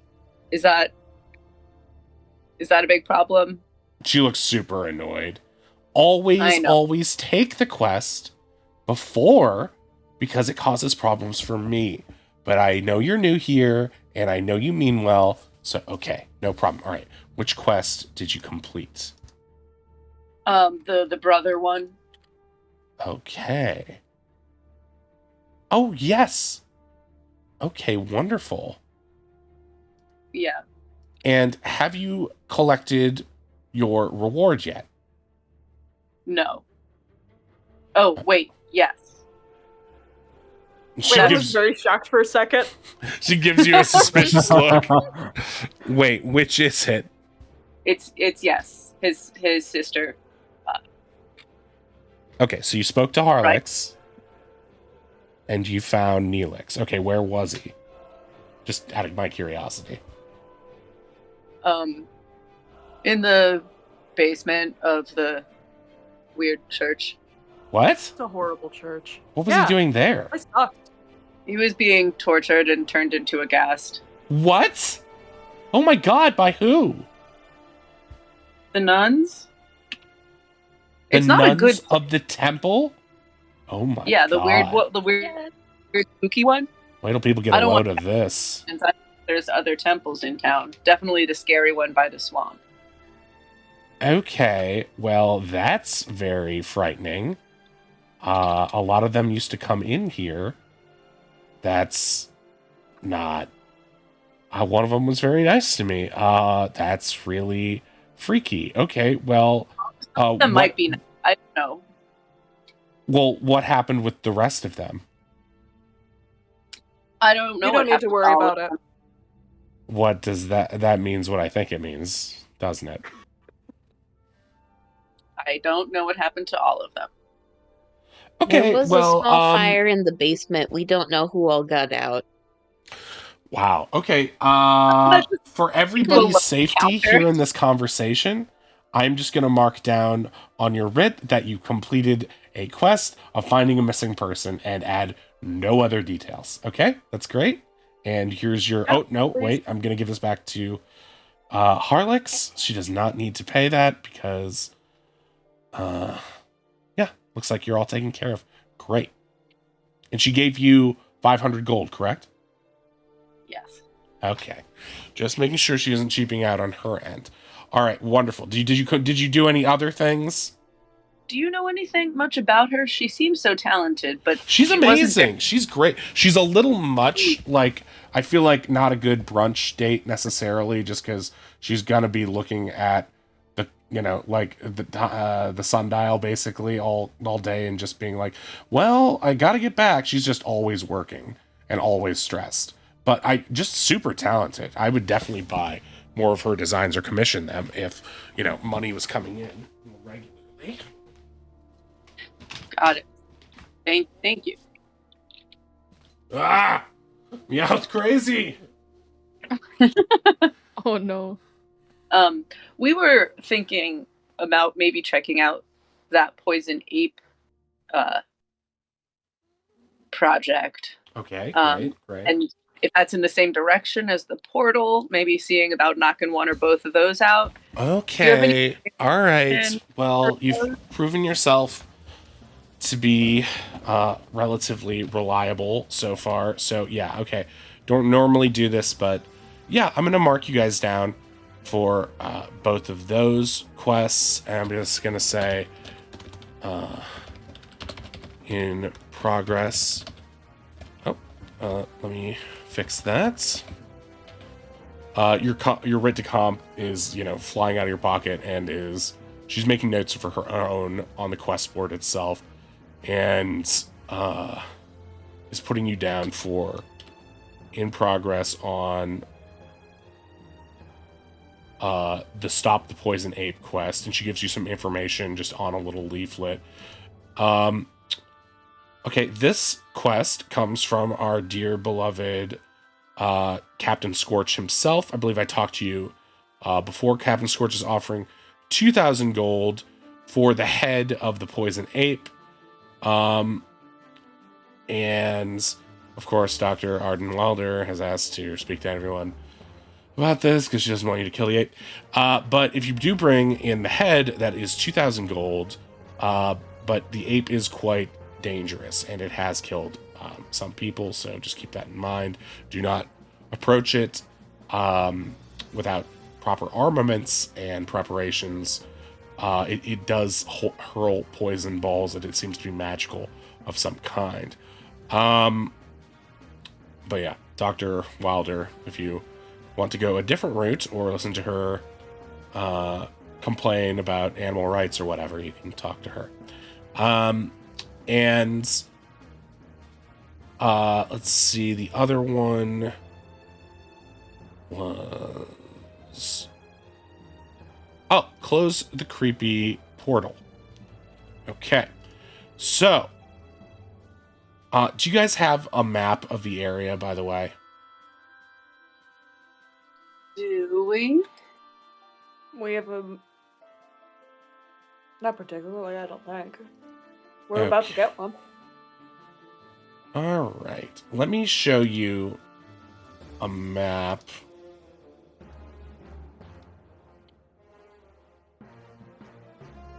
Of the area at large.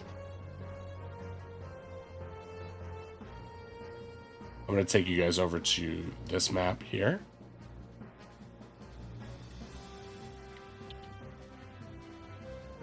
Can you all see that?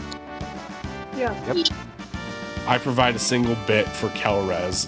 It says Adamant Pug. 1 bit for Kel's. 1 bitty for Kel's titties.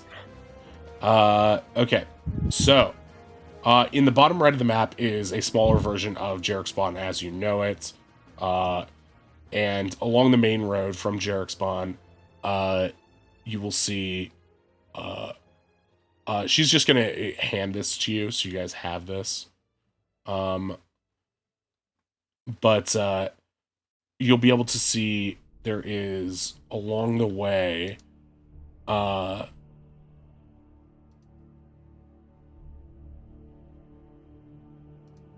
wait, I think I have a token for this.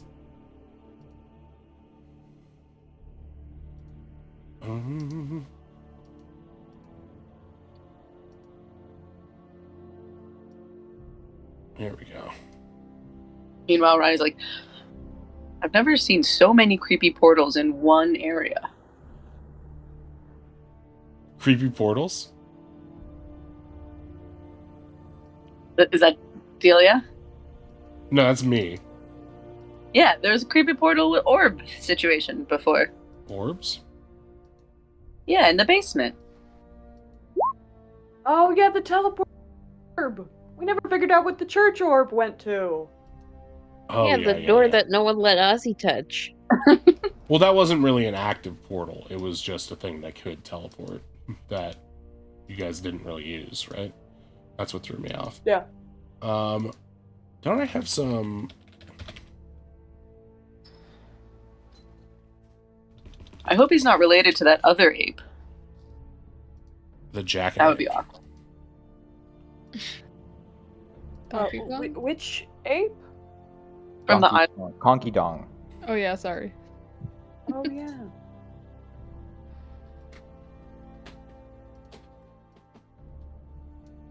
There we go. Okay, so thereabouts... That was a smelly portal. Yeah, Pug's right. So this is the main layout of that you'll need to travel.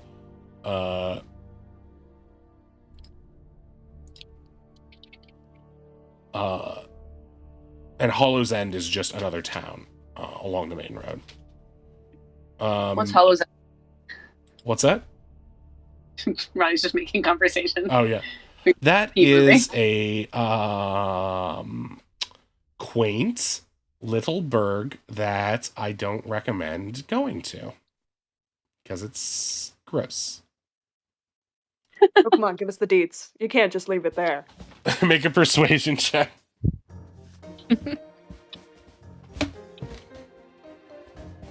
Okay, fine. Yay. She like leans in real close to you. Okay, so Yeah, that no, place. I'm leaning in for full gossip. Okay, that place is haunted as shit. Everyone there is going to die or is in the process of dying. There is like a haunted house there that is extremely, extremely haunted. I do not recommend going there. We do have a potential quest lined up for that, but I'm still waiting on word from someone who works in the town. They're trying to set something up to try to keep some of the ghosts at bay, some sort of wards. I do not recommend you going there until those wards are in place, or unless you are in desperate, absolute desperate need of someone who can perform resurrection magic. Otherwise, stay far, far away until I give you word, because that's, yeah, it's not good. It's not good there.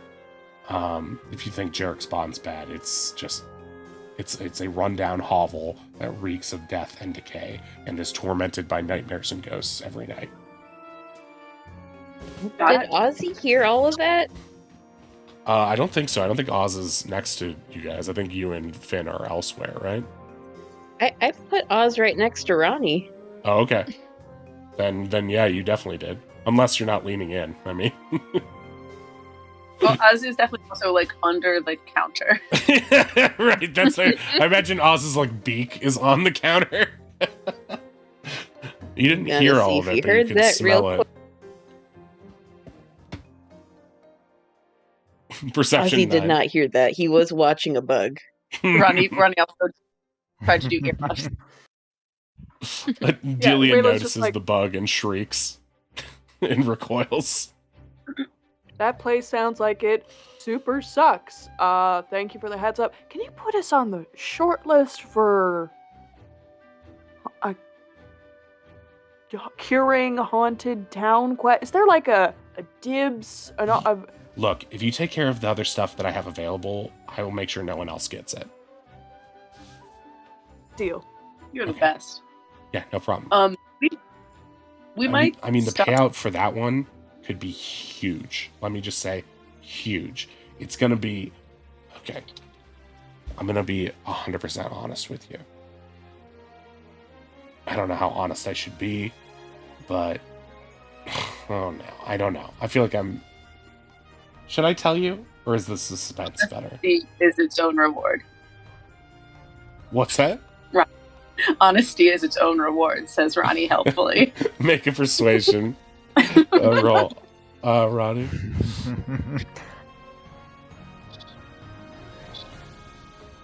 Natural Nice. 20. Okay. Hey. Okay, so there is this beautiful Gothic manor nestled in the edges of the Hollow's End forest. All right? But it just so happens that it is the source of all this undead activity. It is the reason these people are tormented.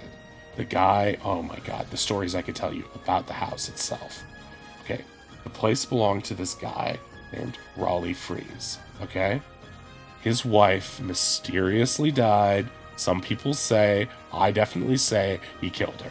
He 100% did, in my heart. I have no proof. He 100% did. He went around fucking every eligible bachelorette around the world who he thought was worthy. Oh my god. His wife, his dead wife that he most definitely didn't, but definitely did kill, she... Oh my god. Am I boring you? I could talk about this for approximately 45 minutes. No, I do want to hear this. Keep going, please. Okay. So, she wanted kids, right? This is all through hearsay, but this is the only lore there is to know about Hollow's End, because the rest is, oh, so-and-so just died. Everyone just died. They don't even have a graveyard there, because they have to burn the bodies, because they all just come back. Okay, so... his ex wanted kids. He refused. Didn't want them. Wanted solitary life. Thought children were disgusting, right? She tries to run away. Ends up mysteriously dying somehow. Slipped from the balcony. Yeah, right. And then, after she's dead, he's like, you know what? I do want kids. Then, after she's dead, after he kills her, he wants the kids. And so he doesn't find a new wife. He just fucks every woman around and then sires and absconds with the kids. And then he raises all 4 of the kids in the house. And then all of the kids start dying. And then he dies. And, for some reason that place is super haunted. So, now this next part is going to be, I guess, the hard sell, but I don't know. You guys are adventurers. You might like this. So, no one wants this place. But if you could somehow cleanse this place, it is the most beautiful mansion in the middle of the woods, tons of land, enough that you could raise a small army from it. If you had any aspirations of starting a guild, this would be the perfect guild house. It is incredible. I would love to live there, if it didn't have a ton of ghosts on it. But it's a murder house. Isn't that exciting? But it's really bad now. But you will die if you go there now. But whoever cleanses this house, since it's been in, no one wants it. It's just been given to the bank. They can't sell the place. We have an ongoing deal that once this thing goes, whoever clears the house, whoever, cleanses this haunted ground, they're going to get it. They get the deed to the place. They can do whatever they want with it. Now, I know it's going to be a heavy task to get rid of all that haunting in there, but can you imagine your own haunted mansion to do with whatever you wanted? Isn't that cool? Sorry, I hate to gush. But yeah, that's Wow. Aurelia Manor is what it's called.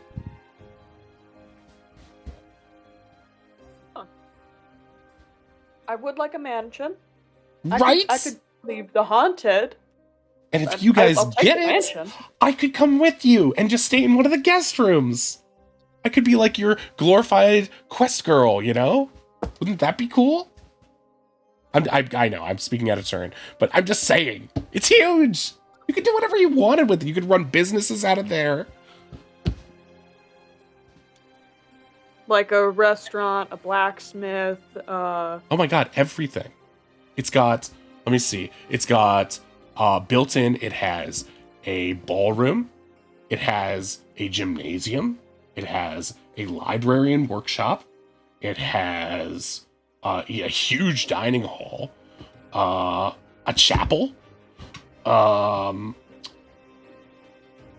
you could just renovate and turn anything you wanted into. I mean, they were talking money and, again, death ghosts in there, but still, what a fun thing.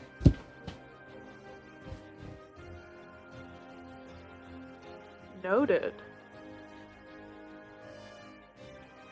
I don't want to oversell it to you because I know you're going to get there and you're going to be like, okay, when she said fix her up, or what she meant was death trap. But that's only because it's full of the undead. It is a cursed place, but there remains hope within this man. Let me get you his name here, just so you guys will have it. Bear with me 1 second, please. Okay, he is a Goliath cleric. His name is Dvork Delirium. And he is an extremely reputable man. He's the only one who's been keeping. He's sort of the town doesn't really have a mayor because it doesn't really have anything, but he's the only one that's been helping people stay alive there. Those too stubborn to leave. If you're ever in dire need of healing magic, he is the best in this region, in Greater Jarexbun. Wow. He sounds like something. He's incredible. He's really, really incredible. But he's also just the most salty, cynical bastard you'll meet, because everyone he sees around him dies, no matter. He's fighting a war of attrition, basically. He's just getting beaten up. So even making this much inroads with him about the house has been crazy. I don't know.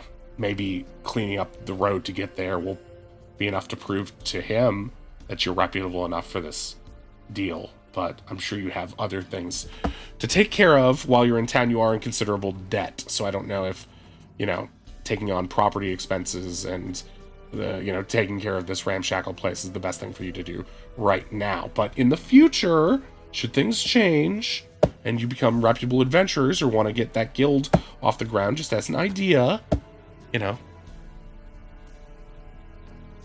Thank you for sharing that. That's exciting to hear. Here, I'll mark it for you on your map so that you have it.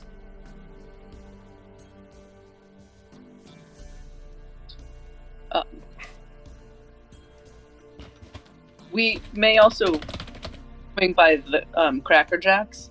We haven't decided yet, but is that really a quest or just a job listing? No, that technically isn't really a quest as so much as it is a job listing. But yeah, he's always looking for new acts. So if you know anyone, just send him along. Have him talk to him. Hooba dooba. Thank you. Well, thank you, Delia. You've been incredibly helpful. I'm very sorry again about messing up the paperwork at the beginning. No worries. It's not that big of a deal. Nothing happened with it. It's just I like to keep things in order. Anyway, you go see about this stuff. Be careful. Outfit yourself with enough equipment. Be safe. Come back alive to tell the tale. I'll be very pleased with you. Would love to work with reputable adventurers who are not filthy pirates. You guys seem to fit the bill, so please do. I will be discreet. If I can trust you, you can trust me. Thank you. Trust me, I don't want to be in Jarexbun my whole life either.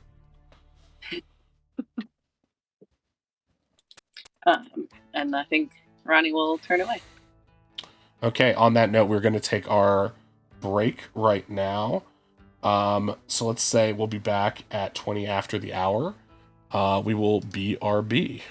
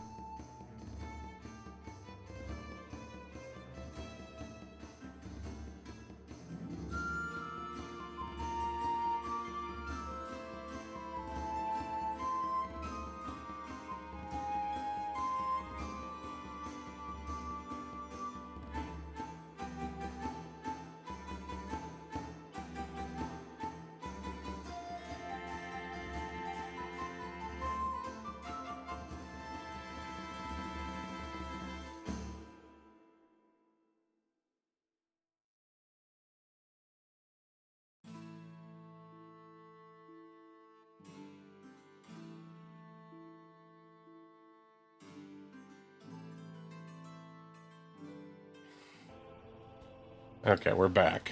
We are back. I made myself some tea. My voice is slowly giving out. I've talked a lot already. I've become a real teabagger. Okay. All right. So, is that all you guys wanted to do with Delia for now? Oh, look at Yes. this picture of Midna. Yeah. And Boomer being suspicious. He's stuck in the vent that's above my stove. He won't come down. Oh, Oh God. no. He's gotten out before, but he's getting too chunky. Oh no! It's a bit of a Yeah, struggle. we're all there. We're all right there. Buddy. My Okay. friends used to Poor have Boomer. that go Probably behind. warm. What'd you say, Ray? My friends used to have a cat that would go behind the dishwasher and just like stay there.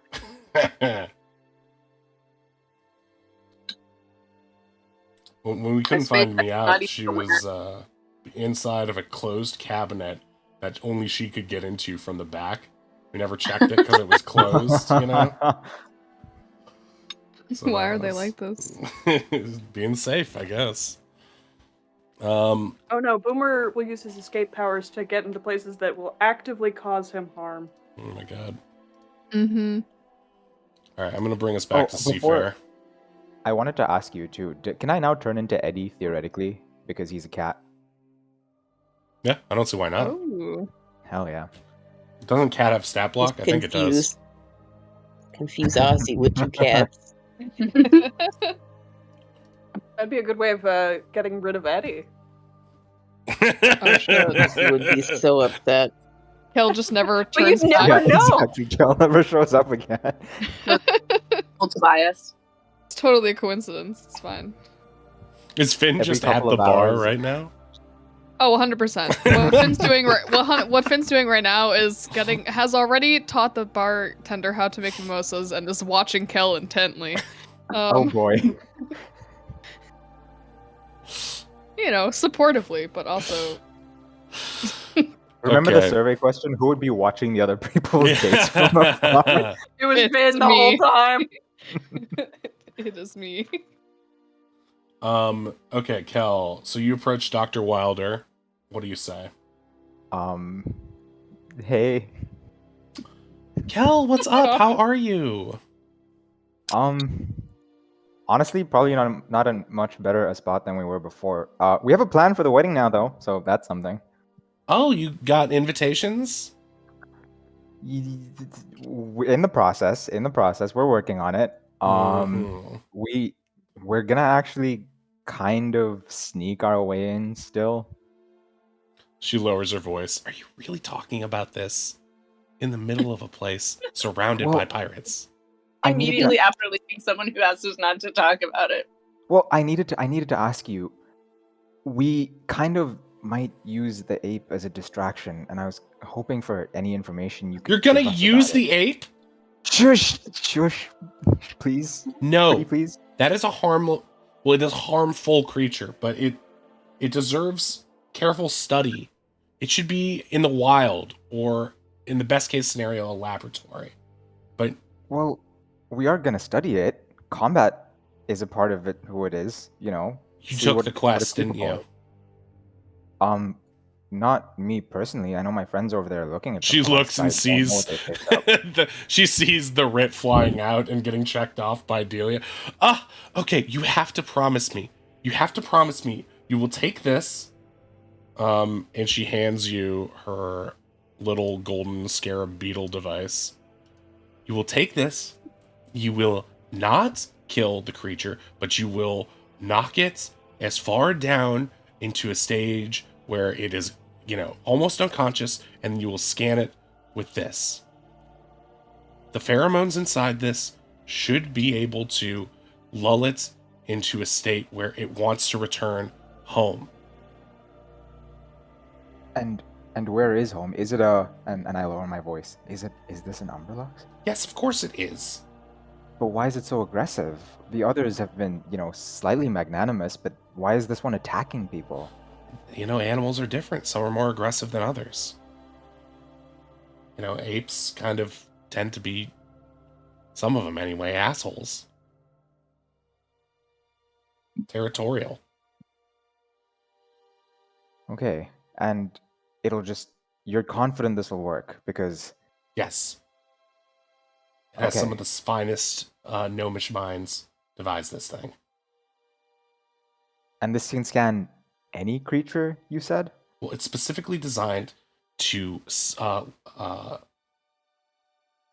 hone in on an Umberlux's unique mix of Shadowfell and Feywild matter and its makeup, and it's going to register any facts about that it can. And it knows the difference between different creatures, at least, but it's not going to be able to necessarily talk to you. We were going to need to send it back to Grand Haven, likely, to get all that data out of it. So just keep this safe, okay? Wait. So you want to capture it at the end of this? No, I don't want to capture it. I wanted to send it back Okay. to the Shadowfell or the Feywild, the Shadowfey. We're not gonna put it in a lot of danger. It's a distraction. It's not actually going to get hurt any more than what we're going to do to it, which hopefully won't be that much. We're not gonna kill it. Cal, I if can you talk- put this thing anywhere within the city walls, innocent people are gonna die. I guarantee you. You're not gonna be able to control this thing. There are some creatures who I'm sure you felt a special kinship with, but this one is just an asshole. You're gonna have to beat it up, scan it, and send it back. Please don't kill it. For me. I won't. I didn't want to. You do realize this whole plan that you're very much against is to free all of us, right? You included. Okay. I'm sorry. It's hard for me to take you seriously sometimes. I mean, you asked me on a date to a pirate wedding from the people who are keeping us in debt. It's sweet, but it's It ridiculous. was a work excursion. I music. was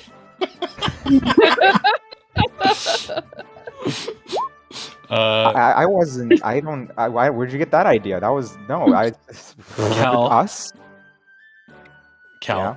Okay. I like it when you get flustered, but let's just focus, okay? Okay. If you were really doing this to save us, that'll mean a lot more to me than some, I don't know, ill-advised pirate date, okay? And what will really mean a lot to me is if you don't ruin my research by killing one of my research subjects to get a payoff from the guy keeping us all in debt. Yeah, I know. I said that we wouldn't talk about our plans, but just trust me. You have to trust me and my friends. We got this. Okie doke. Well, I guess this is your chance to prove what you can do. She sort of slaps you on the shoulder a little bit. Wow, big. Big.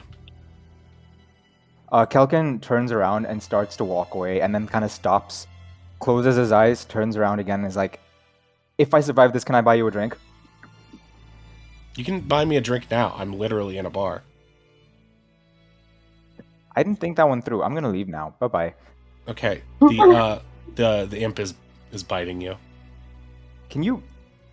I like just flail my arm. It's on your back. It's just like biting into your clothing. This cannot be the best way to study. I don't know why you keep this thing around. It's not my call. Can Ronnie I like will try and grab it shake it off. off? Ronnie, make a strength check. Or athletics. I walk up to Dr. Wilder. Yeah, you easily pull it off. You're holding it by the tail and it's just sort of flailing, trying to scratch you. Oh no, don't hurt it, Ronnie. I'll just put it down near Oz. It immediately latches onto Oz's face and starts biting him. I thought we were friends. Pull it off.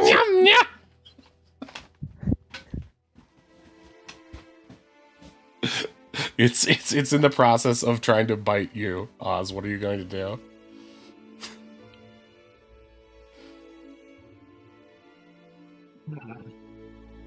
Oz is trying to kind of swat the creature off, like, we were friends. You were hugging me. We compared stabbing implements. What happened?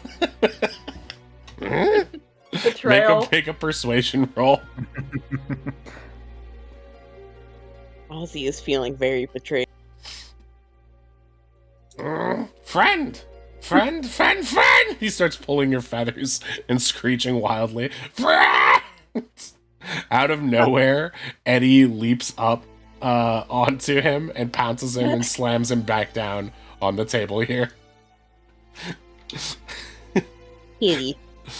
Eddie bites into him, encompassing the imp's entire head with its mouth, and then shakes him so that you can see blood dripping out of Eddie's mouth, and tosses him back into the refuse that he once went in before. He goes, Oz is petting Eddie. Good kitty. See, we totally got this.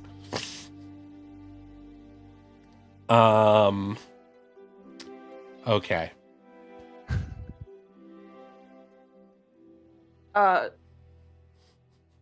Doctor Lady, Wilder, Dr. Arden Wilder. Hello.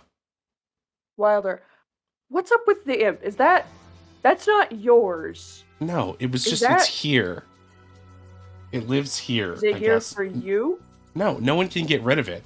I only let it stay on the table because it keeps, unwanted pirate advances away. So what happens if I, kick the shit out of it? Then I'm gonna be sexually harassed by pirates all day. I mean, yeah, that's fair. It's a Noted. double-edged sword. Yeah. Do you want Eddie to hang out with you? He might be able to chase him away. Is that cat Eddie? Yeah, it's Eddie. He's my new Nada dog. Oh, hello. She goes and gets a little bit of cheese from her purse and gives it to Eddie. Eddie happily gobbles it up. Oh, he's a big boy. Oh, I like Eddie. I whisper in here, if you're keeping the cat, please study that thing as closely as you can. I don't trust Cal, it. your It's breath going is very oppressive. I'm sorry. You're sweating. Why are you sweating so much? It's a cat. It's not a cat. I don't know what it is. It's not a cat. It's very clearly a cat. I try and I prod it with the scanning device thingy. You scan it with the device. Don't poke Eddie. You start fumbling with the device. She's like, it's not going to work. Here, look. She takes it back from you and presses the button on its back. It immediately lights up and starts scanning Eddie. It scans. It sets out a little blue light that goes head to tail on Eddie. Eddie doesn't seem to acknowledge this as anything oppressive or anything like that. And then it sort of releases some pheromones from it, and Eddie sniffs them in the air and gets a wild look in his eyes and runs out the door. Oh boy. It's probably for the best. Aw. That's probably for the best. She looks really And shocked. what did you do? Cal, what the hell kind of cat was that?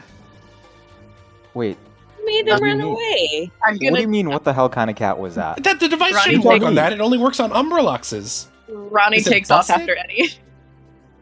Yeah, Ozzy's gonna take off after his cat too. Which way did he run? Okay, so I guess I'll pull us back to the to the main map for this. This is the most important part of the session, Shore. Come on. I guess. I mean, it's one of those things that just happens in D&D. So we don't have an Eddie token, do we? I guess we have Eddie art. I'll make one next time.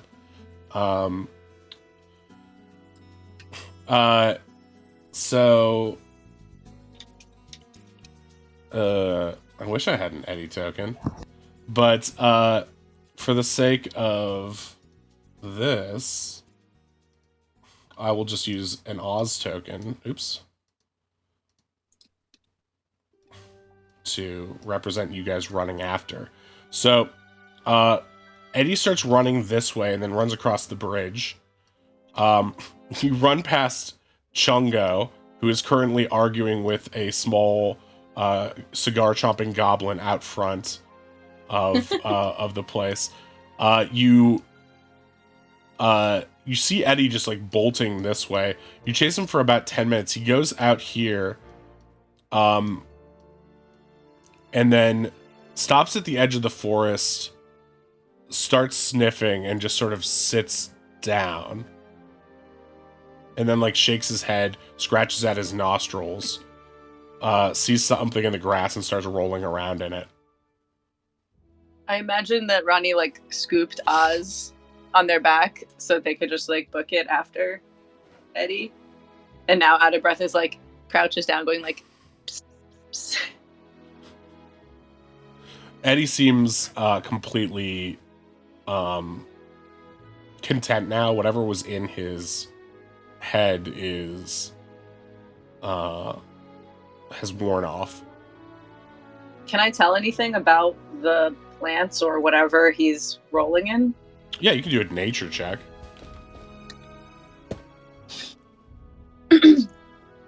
Oz, do you recognize those plants?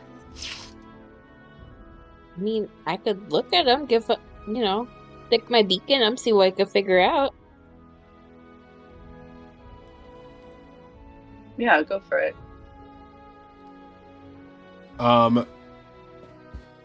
The best you could tell is this seems like just like a normal plant that Eddie seems to like. All right, well, it seems like he stopped running. Do you want to grab him and bring him back, or you seemed okay when he wandered off on his own before, and it doesn't look like maybe he's going further now. Well, no, we need to bring him back. Kel upset him. We need Kel to apologize to Eddie. That was mean. That works for me. Do you want to? Oz holds out his arms. Come here, Eddie. Eddie continues to roll on his back in the grass. Oz would like to join Eddie and try to learn something about his cat friend. Okay. Ronnie you're gonna will roll collect a couple bits of this plant. Okay, sure. It seems to be a patch of this stuff that seems to be just like, doesn't look that much different than regular grass, but is just a little bit taller in sort of a circular, like fairy circle kind of thing. Fairy circle in the literal real world sense of that sometimes plants grow in a circular fashion because of, I forget what it is, moss or whatever. So yeah, you're able to grab like a handful of it basically and put it in your pouch. Oz, you can roll around on your back in the grass with Eddie and make an animal handling check just to see how close Eddie will let you get to you as you're rolling around.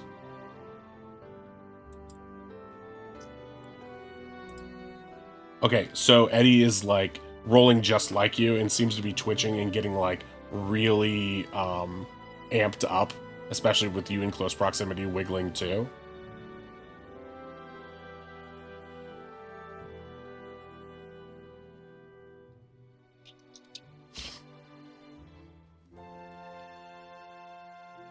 Ozzy is just rolling with Eddie, trying to share this bonding moment.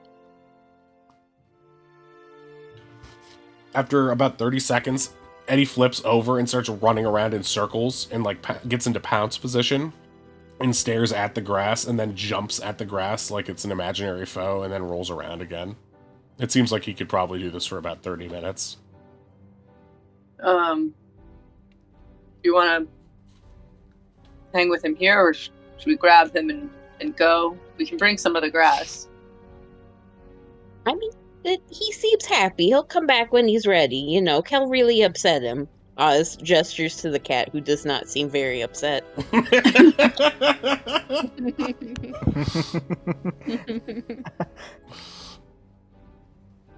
Alright, well, let's head back then. We still need to do our shopping. Oh yeah, we need to buy him jingly toys. And maybe something filled with this grass. As you Okay. start to walk back, Ronnie, make a dexterity saving throw. Wow.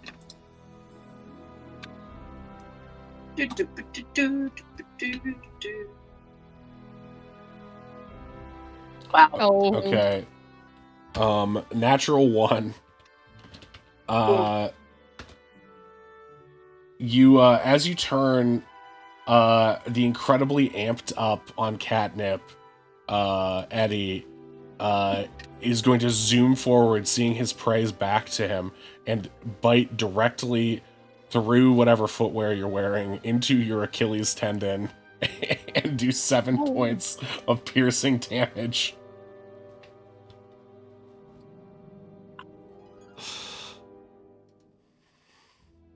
Okay. All right. Cool. I'm gonna Yeah. make a quick roll for your Ozzy. Notice that. Yeah, you definitely Eddie, did. No, Eddie, don't bite Ronnie. You definitely noticed the sound that Ronnie made. Very un-Ronnie like screech, sudden yelp from Ronnie, almost animal like. All right. Seems like he's good. I'll just grab him, shall I? As you reach towards to pick him up, make an animal handling check.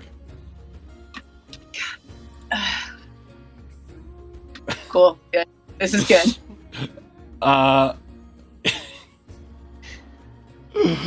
As you reach towards him, he immediately takes this as a threat and launches towards you. Please make another dexterity save. Okay, he lands on your chest and starts clawing for 6 slashing damage. Oz, do you think maybe it's Eddie, time no. Eddie, for Ronnie is to go friend. in the ball for a little bit in the gym? Maybe he's tired. Ronnie, you Oz are... is gonna try to grab Eddie.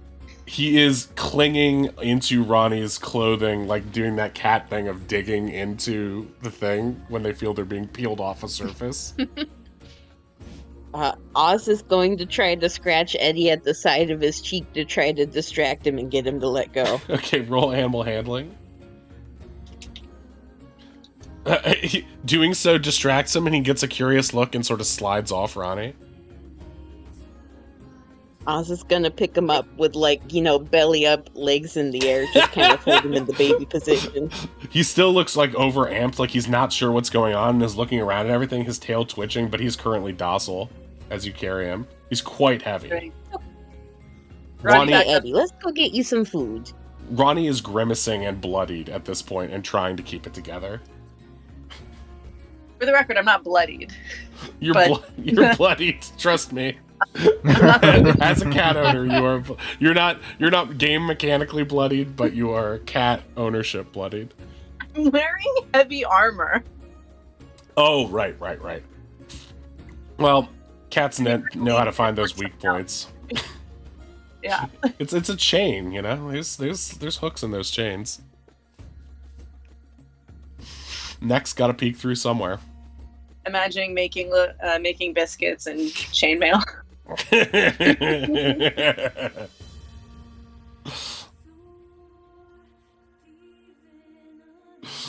Cool, great. I'm gonna let's head back, Oz.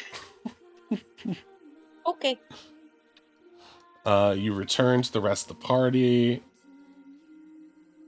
Okay, let's go back to the Seafair Bazaar.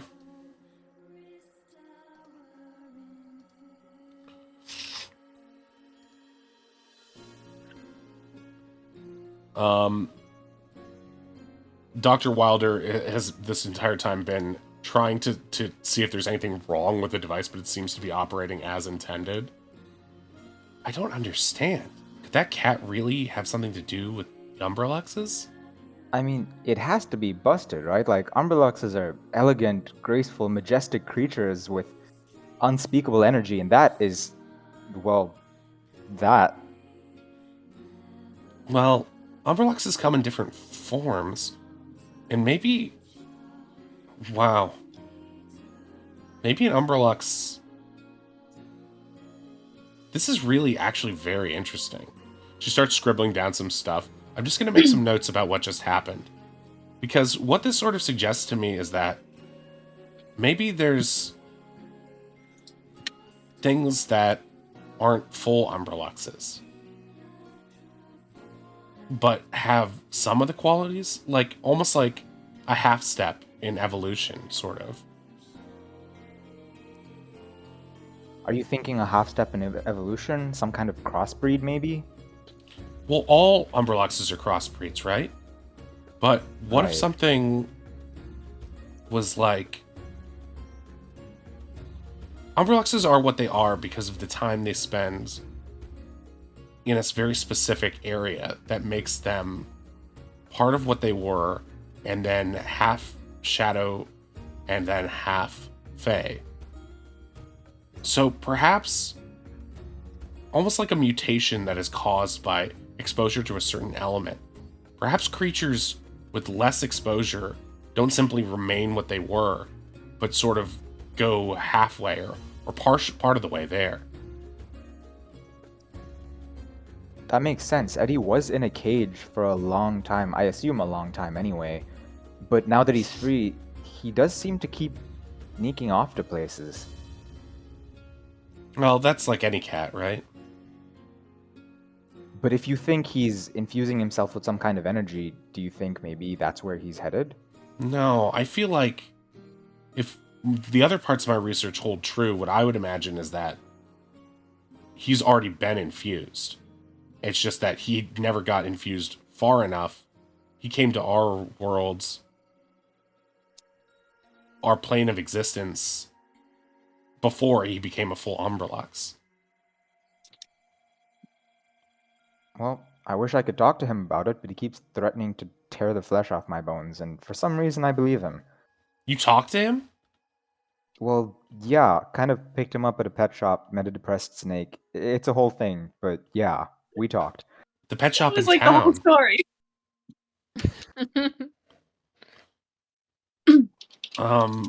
Maybe I should check out this pet shop. Maybe I could learn more about where he came from. Thanks, Kel. That's an interesting lead. I think I'm gonna go do that, if you don't mind. Happy to help anytime. Yeah, We'll get that drink another time. Okay. Oh, hi, Eddie. She sees you as you come in, Oz. Oh, hi. I'm gonna go to the pet shop and see if I can find out more about you. She doesn't seem to acknowledge Oz. She just talks to Eddie and leaves. Think she likes you, Eddie? Kel, you see Ronnie coming in and notice that Ronnie looks a little worse for wear. What happened to your ankle? I don't want to talk about it. Okay. Ronnie Wade starts looking at shops.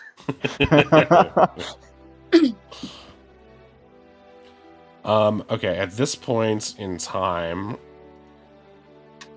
in literal time, I should say, it is...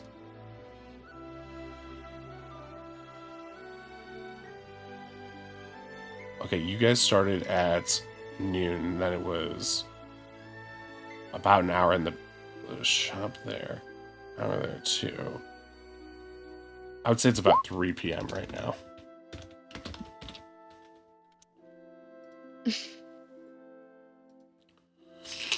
Alright, stop having talks in chat and have them out on the table. Be role players.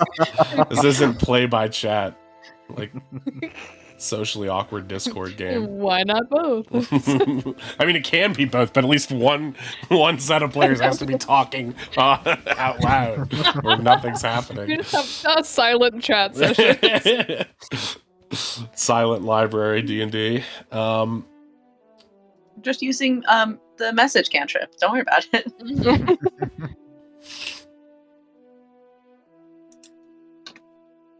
Finn has been drinking this entire time, by the way. Okay, well, the first mimosa was free, but the next two are going to cost you. That's fair. Let's see, those are each be... Let me get the menu out. Also, No judgment, but that was fast. They weren't talking that long. Yeah, like I said, I thought it would be more interesting, but it just kept going, What do you and mean? That was super interesting. I don't know. I lost track like halfway. Okay, halfway through, a third of the way through. Okay. I'm gonna add this to your tab, your Rittekompt. It's only a couple gold. word.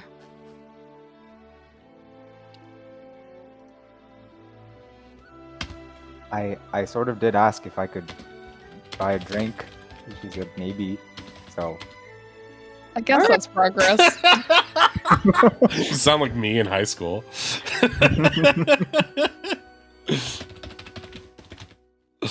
Okay. See, next time, Kel, you don't have to ask, you just do, okay? Yeah. Use that advice for everything with women, right, chat?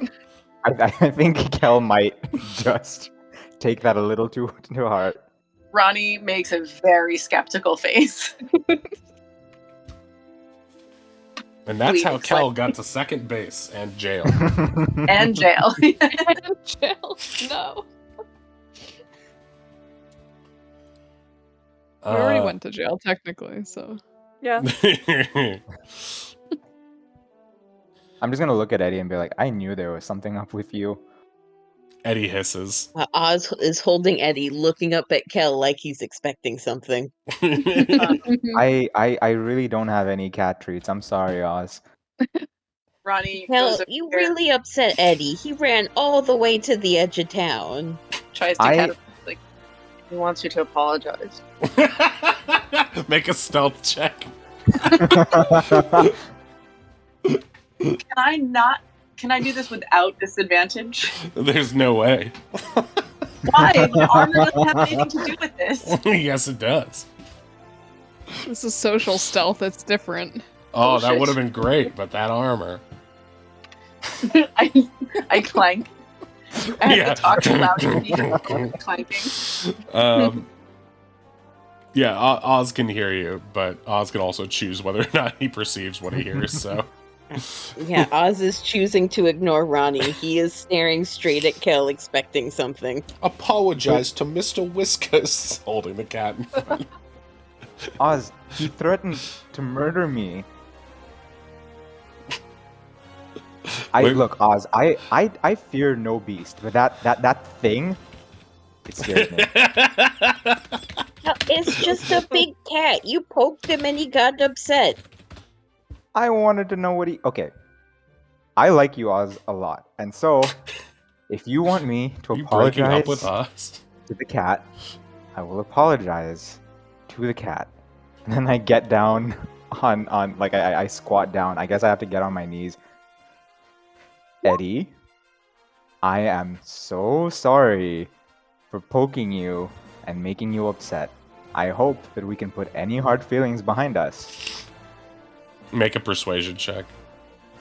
Do I get advantage on this because it's an animal? That's one of the things I have. I mean, Eddie can understand you because of speak with Beast and Leaf, right?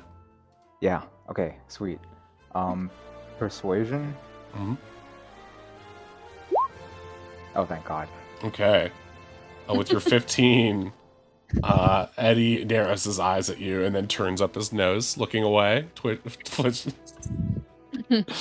I feel like Oz that's does best the for doing same. that. Yeah, I was about to be like, "Hey, Oz, are we cool now?" And then Oz just turns his nose up. I'm gonna post what I think this interaction looks like based on Simpsons memes and Pinchy the Lobster in our Wrath the Godkin chat. Wait, I'll show you.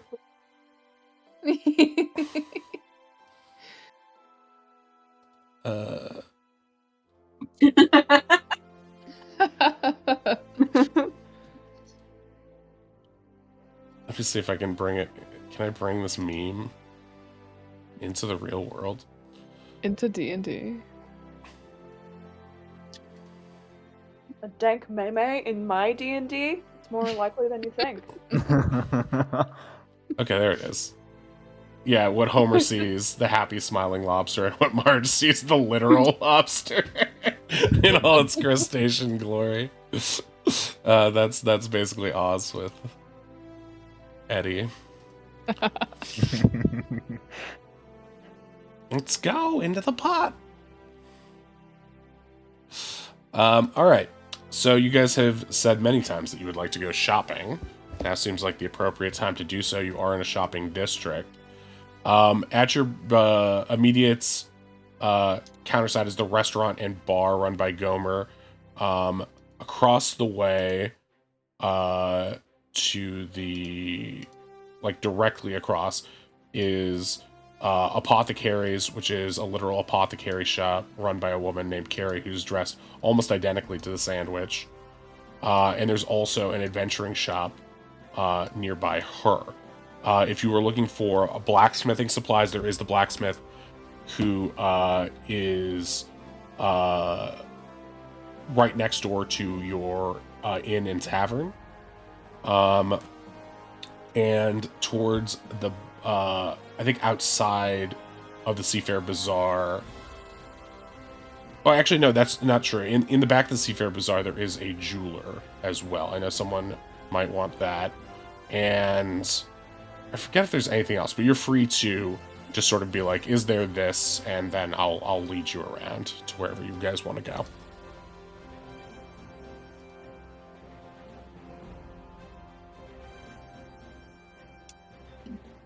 Not all at once now. I would love to go to the apothecary.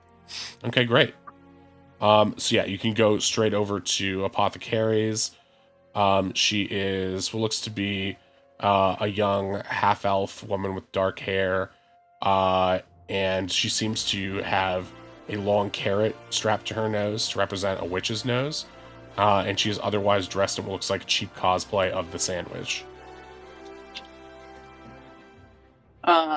Hello. Are you Carrie?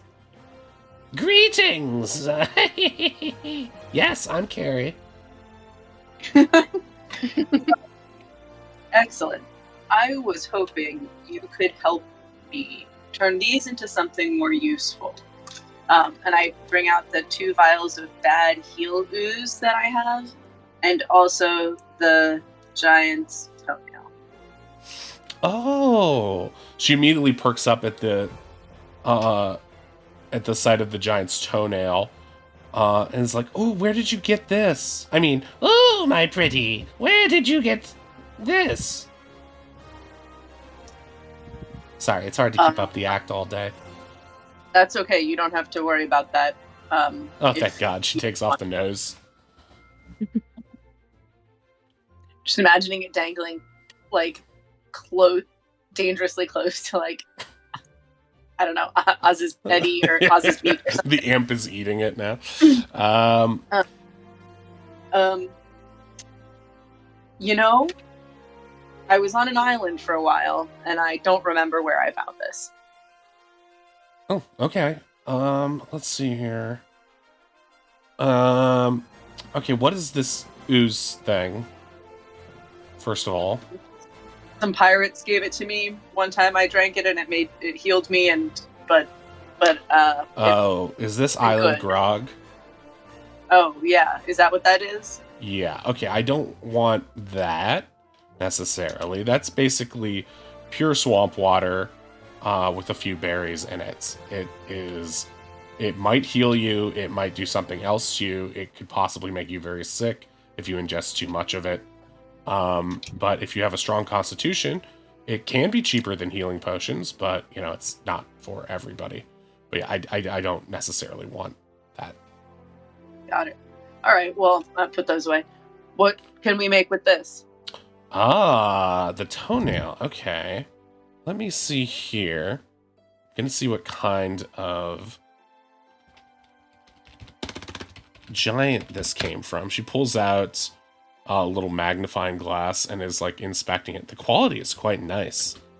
It seems like you did a good job of keeping this thing intact. Let's see. Ronnie here. is a little proud. I try to take good care of my things. I believe that this is a hill giant toenail. If we had Let's see. All we need is some river water. That's an ample supply. We'll need some dandelions. I have those. Some cat grass. I think I can get some of that. I And- have Oh, you do? Okay. this, and I pull out the cat nip. Do you have any toadworts? I don't think so. Okay, I think I have some in the back. Let me rummage for a bit. They might not be super fresh. But yeah, if we put these together... Let's see. I can pretty much... If you give me about 6 hours, I can make this into a potion of Hill Giant Strength for you. That would be incredible. How much is that? Let's see. It's not going to be that much since you're providing all of the materials, but I do want to make sure that I do have everything for you. One moment, please.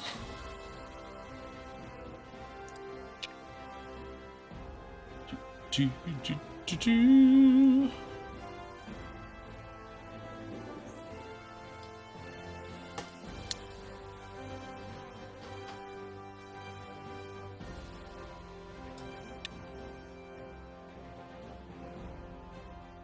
Okay.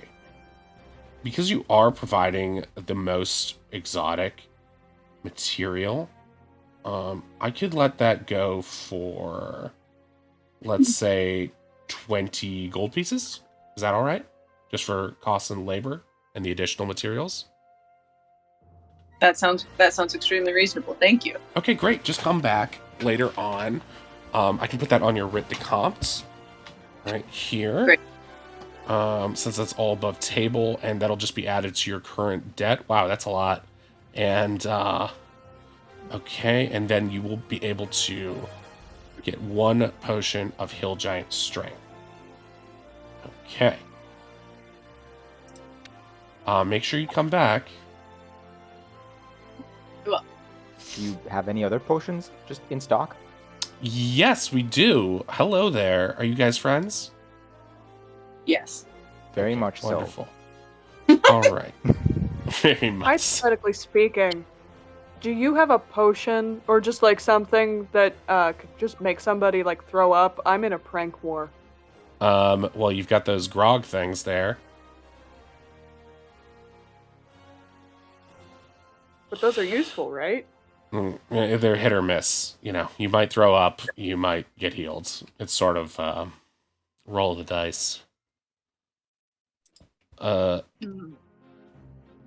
you're looking for a poisoner's kit, that'd be an easy way to get food poisoning. But I guess... Do you have... Oh yeah, we have plenty of poisoner's kits, but you'll still need some materials for that too. Let's see here. There are some toadstools in the local swamp that are of the magic mushroom variety that are sort of fist-sized at their normal size and have they're blue, almost sky blue with yellow spots on them. Those ones, those mushrooms will definitely make you very, very sick.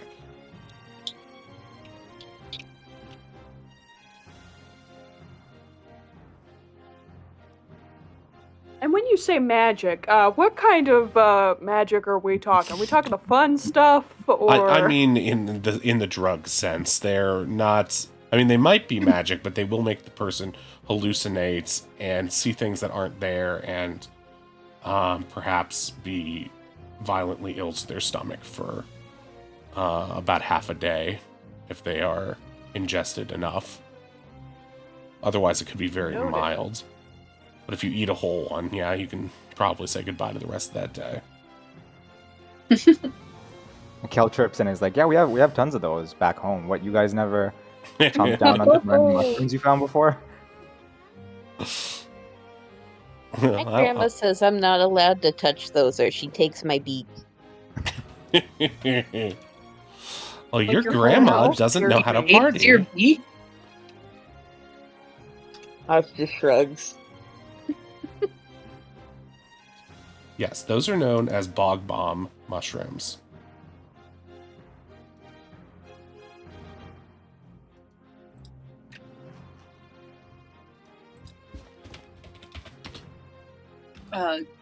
Do you have anything that might be? Well, do you have just any healing potions or any antidotes available? Yes, plenty of healing potions available. Mostly common. I think I might have a couple of better ones as well. Okay. Yes, were you interested in that poisoner's kit? I'm not sure. You might want it if you're trying to mix things together.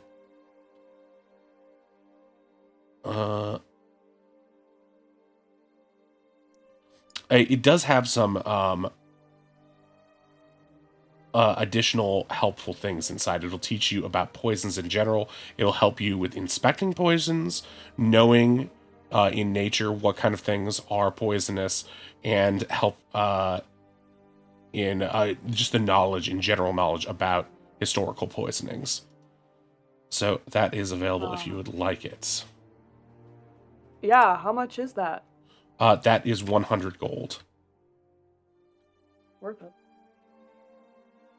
Would you like that? Yes, please. Yeah. Okay. I will add that to your debt as well. Can I just pay cash now? Certainly, if you'd like. Yeah. I'll fork over the money. Okay.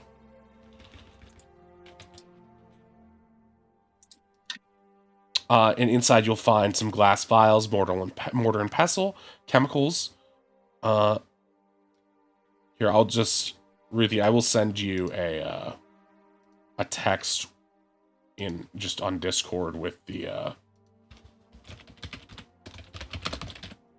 information about it. Perf. Does it say like poisoner's kit on it? How like obvious is it that it's Big skull and crossbones. Yeah. It is a will kill you? Mhm. it is a wooden box containing these items inside of it. Sick. Okay. It's pretty Would discreet. Would I need to buy like a basic alchemical kit and a couple of vials for my little study potions thing that we were talking about? No, because those are a class above game, that because those are part of your specialty tree. We're gonna say that that's something that you are able to just procure, because otherwise it wouldn't make sense to make you pay for something that other people get their stuff for free. Right. You know what I mean? Okay. Cool. So just because of that, that's sort of just like a free to you. Either you can make stuff on the fly just from Furbolg knowledge, or whatever. You are free to buy an alchemist supplies kit or a brewer's supplies kit or anything like that, an herbalism kit, if you would like it.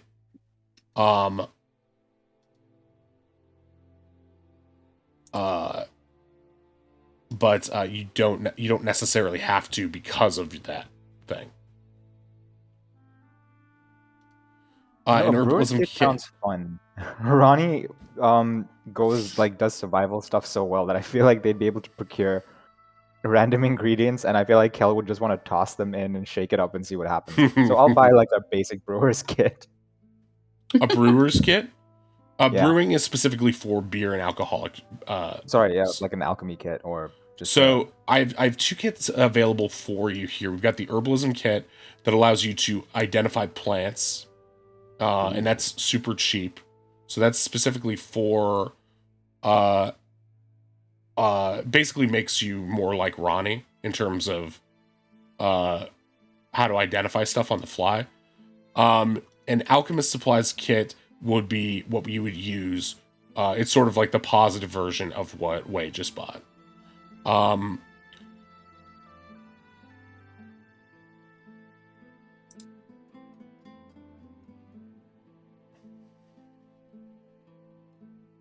I think I'll snag the alchemist's kit, like baby's first alchemy kit. Okay, great.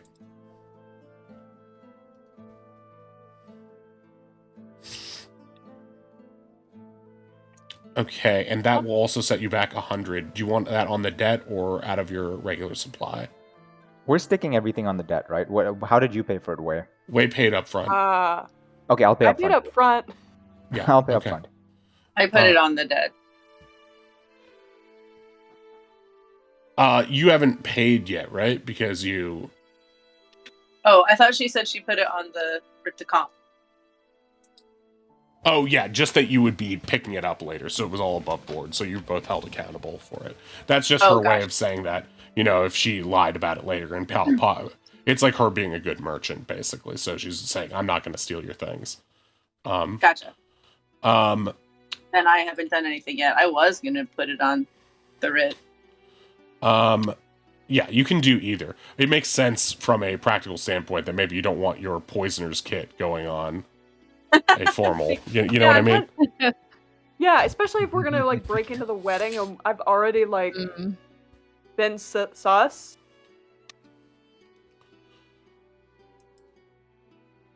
Okay. So yeah, you can do either. It's not as what you're buying. Alchemist supplies. Will give you the things you will need to make alchemical substances, like alchemist fire, antitoxins, that kind of stuff.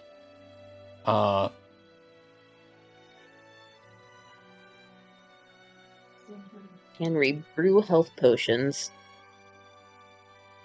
Yes, you can brew health. You can brew health potions, in general in D&D as part of your downtime activities. That's just something that you are, in general, able to do. What are you guys laughing at? Suggesting getting Ronnie a 10-foot pole so I can poke things. We've done that so much. Hey, thanks for thinking of that, you guys. I'll just keep an eye out when we are in the woods.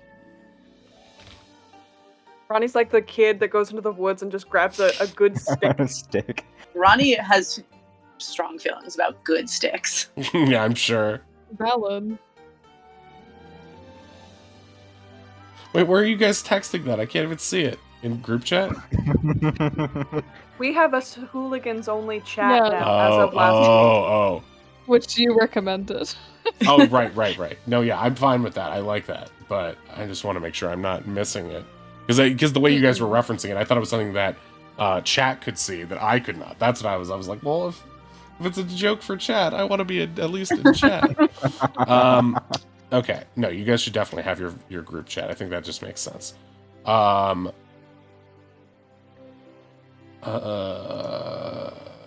were we? Oh, I was looking up downtime activities for you guys for literal home brewing.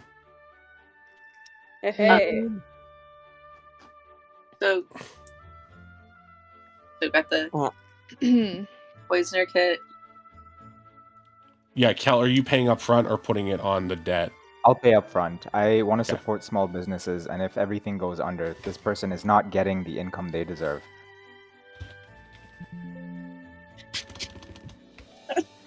Kel doesn't thanks. Party's getting libertarian.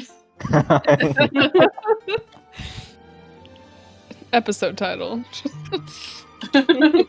Oh, actually, all you would need to do to brew health potions specifically is have an herbalism kit. So if that's all you want, Cal, you would only need to get the herb kit rather than the... This is more of like a experiment with a bunch. Like, I just want to gather random shit and put it together. Right. And you can make like different... what do you call it? Do you see the thing for it here? I'll send this to you. This is what an alchemist supplies. can do. I'll send you a text of it so you can look through it at your own leisure. Okay, awesome. Thank you. And you said you did have some healing potions?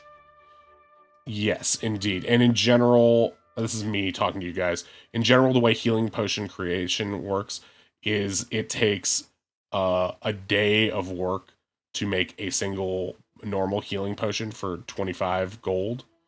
And for greater, it takes a week. There's a table of this in Xanathar's, I think it is. Is it Xanathar's? Yeah, it's a Yeah. chapter in Xanathar's where it goes over all the kits and their uses. Right. It's specifically like if you guys were waiting a few days, it would be something you could do. Yeah. So it is possible. It just takes a long time to brew healing pots, which is why people tend to buy them. Okay. And so you guys want healing potions, yeah? Ronnie? What? Yeah, honestly, probably whatever you got. You give bulk discounts for healing potions?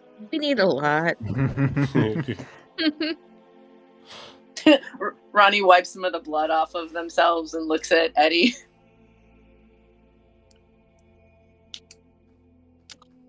I want to look at the...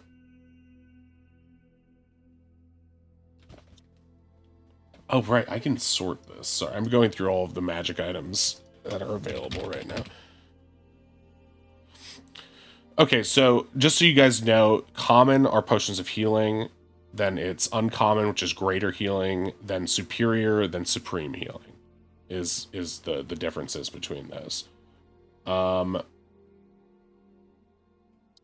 In general, those are the ones. The ones that she currently has available are... she says she has 2 potions of greater healing and 10 potions of healing.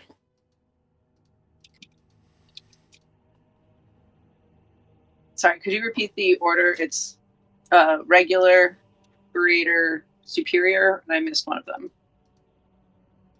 Yes. It's potion of healing, greater, superior, supreme. Tuck. I think we'll take them all, please. Okay. That is going to be quite a lot. Let's see here.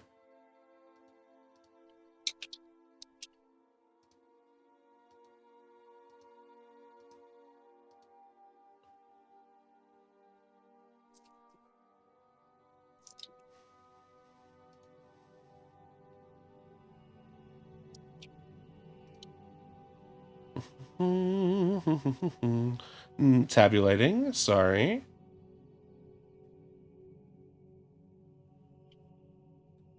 Okay. And with the in-store discount for buying in bulk, that will be 1,800 gold pieces.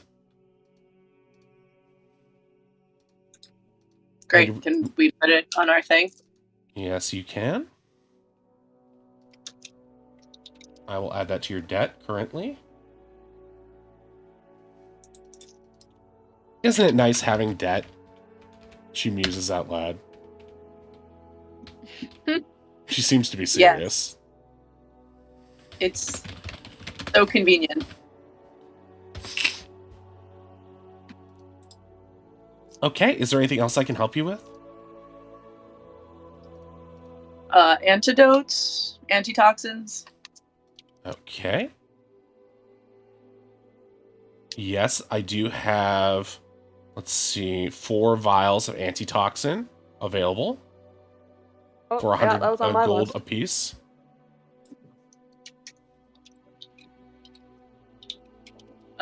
We'll take them.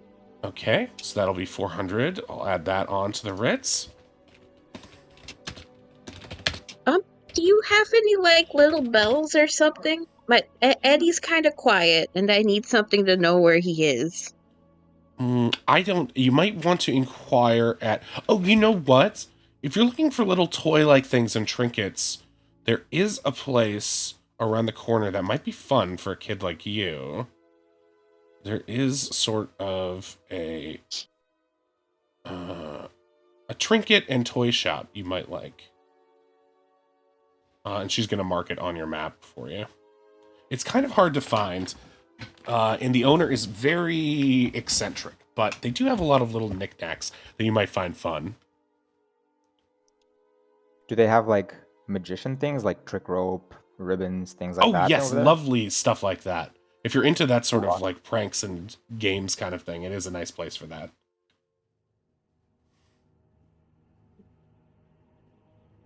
I bet Finn would love to hit that place up. Yeah. Noted.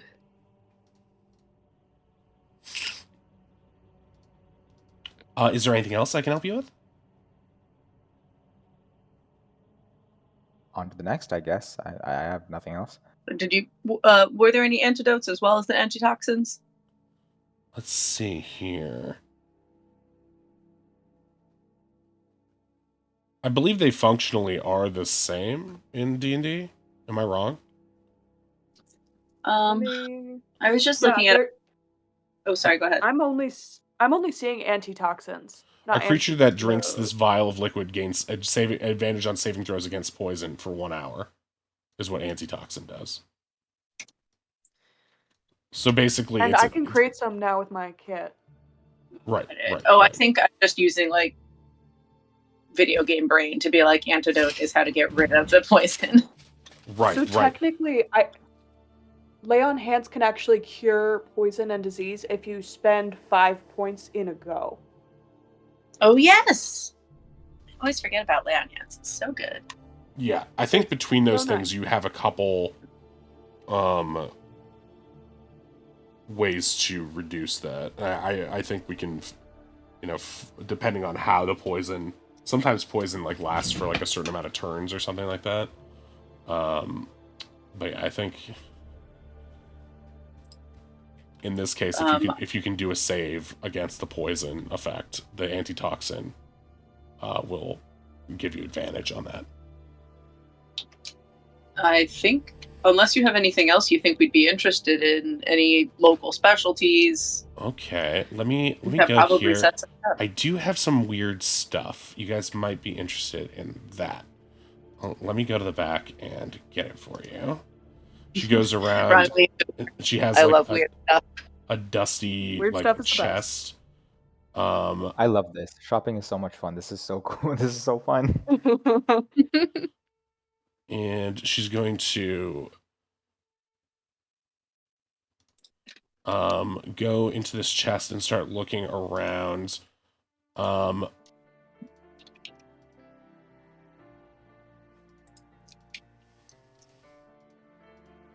Okay. All right. Right here we have, like I said, potions of healing, sure. Potion of climbing. That gives you a climbing speed equal to your walking speed. Oopsie doopsie.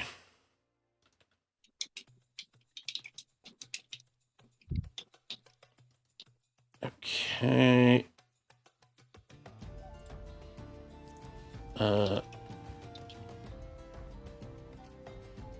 I do have... Okay, this is what I've got in stock for you.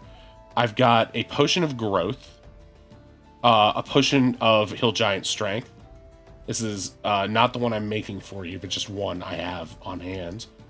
Potion of animal friendship, an oil of slipperiness, and my rarest item that I can find on hand currently is a potion of fire giant strength. How much is the fire giant strength? Let's see here. And how much is the hill giant strength? An oil of slipperiness, climbing, and there was one more that I missed. Okay. The potion of fire giant strength, since it is an incredibly rare item, is 1,200 gold pieces. The oil of slipperiness is 960, and the hill giant strength is 800 gold. So you really are getting a good deal on that one I am brewing for you, just so you know. Yeah, thank you. No problem. I mean, you brought the goods. That's the hard part. Giants don't just want to give away their toenails. Why do they keep them? That's weird. Isn't that weirder? She laughs. She can't tell if you're serious or not. They're totally serious. I mean, would you give up your toenail if someone asked you? I mean, I guess I'd be weirded out if someone asked me, but I don't keep them. Like, if someone just went through my trash, they could probably find some. Is that how you Yeah, got but, like- this one? Where did it come from anyway? It came Yeah, but like that's a whole. island. Maybe in the witches. I But mean, that's like a whole ass nail. That's not like trimmings, you know. That's not with your clippers. That's. we found it. I don't know. If you collect enough clippings, does that just constitute a full nail? No, Yeah, you how much really is want the the full import thing from carry? base. If you're gonna, you can, but it would be like, it would be like the equivalent of a lesser potion. So if you tried to do that with a hill giant, it would just be kind of Kaputskis. If you tried to do that with a fire giant, it would kind of be a hill giant kind of thing. Like it gets debuffed, so to speak. I mean, that would be a good deal though, if you could befriend a fire giant enough to like just ask for his toenail clippings. That would be painful. Well, you just ask him for his clippings, right? Yeah, sure. That's true. Cool. Well, folks, what do you think? Well, we do need to visit a general goods store. Wei had quite Yeah. a lot of general adventuring goods that he wanted to pick up. Mm-hmm. And honestly, I feel like we could all use some general adventuring things. Are you All right. buying any of those items that she mentioned? Did you say that and I missed it? We didn't say it. That's No. what Ronnie was asking that.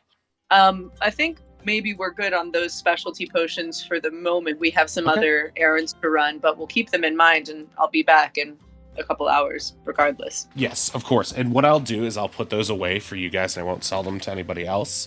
But that offer will run out at midnight, so just, I do have to move them at some point. But I will put those aside for you for now. Okay, and yeah, the Mr. Kenku, the place you might be looking for is known as the Burbling Toadstool. But he does like to keep his business a bit of a secret. It's only for those in the know. He likes enthusiasts, you see. So be on your best behavior when you're in there. Okay, you hear that, Eddie? You gotta be well behaved in there. She gives the cat a suspicious look. Oh boy. Maybe don't say that I that I told you about it, but Yeah, no, we're just enthusiasts. Eddie's a good cat. He'll take care of himself. Ronnie, how are you responding to that? Thank you so much. This was all All right, where would you guys like to go next? Oh, also, Shore, you did see that Adamant Pug redeemed a Hydrate and Mod Appreciation, right? I think I did the hydrate. I did see mod appreciation. Okay. Just How many making sure hydrates you're- were there? I thought I saw one, but now I can't find it. I saw it from 2 hours ago was a hydrate. Mod appreciation from Okay. 35 minutes ago and from 2 hours ago. So shout out to mods. I think that's the one hydrate, and I did get that as it happened. Okay. But thank you, Pug. Thank you, Pug. Let's give Pug a shout out now. Please follow Adamant Pug for all your Pokemon needs. Pug's going to join us at some point for D&D in the future. Okay. So, where would you guys like to head next? In this tent, in the Seafair Bazaar, there are two other places you might want to stop: the jeweler and the general adventuring store. Otherwise, you're going to have to go outside to other shops outside of it. This is the general adventuring store, right? Correct, Like, yes. Just above? Okay. then yeah, I know I want to go there. You guys can join me or not. I think Finn has been pulled to the shiny pretty things. Okay, great. Do you want to do yours first then, Finn? Yeah, sure. Okay. So we'll start with Finn. You're going to head to a back tent central, both behind, about 20, 30 feet behind the restaurant. And there is a small, well, I guess it's about as wide as the central thing, but it's not very. It's sort of discreet. It's like not very gaudily colored. An even darker blue than this here, and has sort of like a darkened interior. But you see a sign outside that seems to indicate that there is a jeweled ring on the outside with an arrow pointing that way.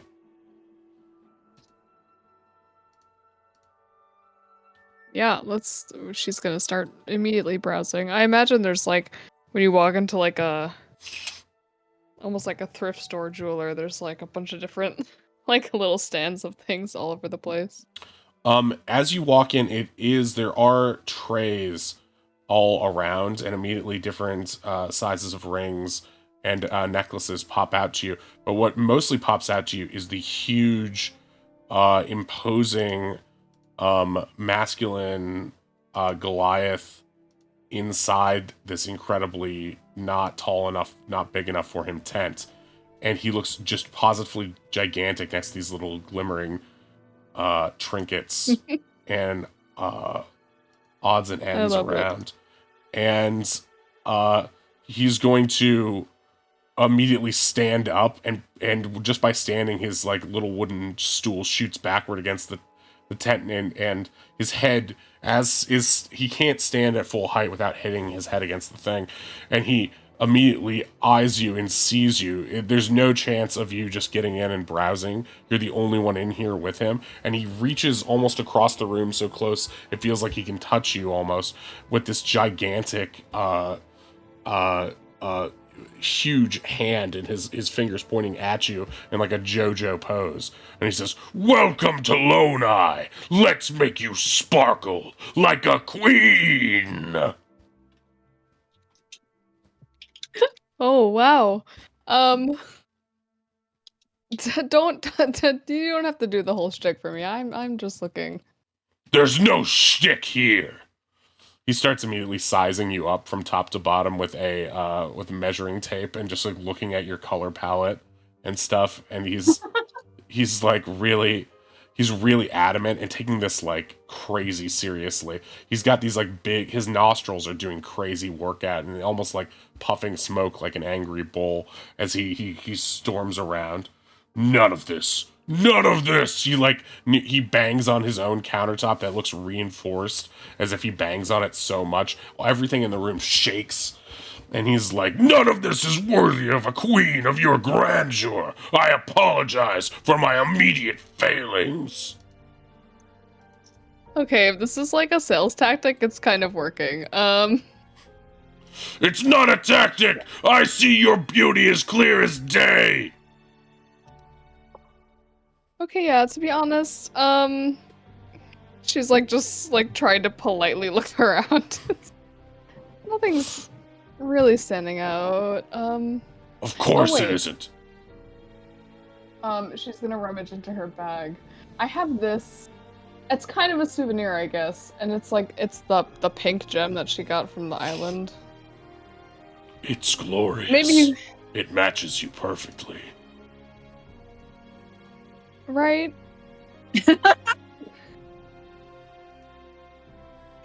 Here. Maybe Although you could do like a necklace situation. I have just the thing. Very delicately and gently, he reaches down below his case and uncovers a small velvet, dark, deep red box, and inside is a gold rose pendant. And even from here, you can sense that there's some sort of enchantment with it. And as he brings it to you and very gently presents it to you in a very staged way, And then with his thumb, he rubs the front of the rose gently. And it begins to emit a smell exactly like a fresh rose. We set the stone within the center of the flower. What do you say? Oh, absolutely. Perfect. He snatches the stone from you.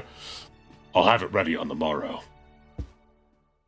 He snaps his fingers, and your writ de comp flutters in, and makes a note of the transaction. You owe me nothing now, but you will have my head if I betray you. He slams his fist against his chest. A jeweler's word is his bond. I don't say this to a lot of people, but I love your vibe. Just gonna let you know that. I'm happily married.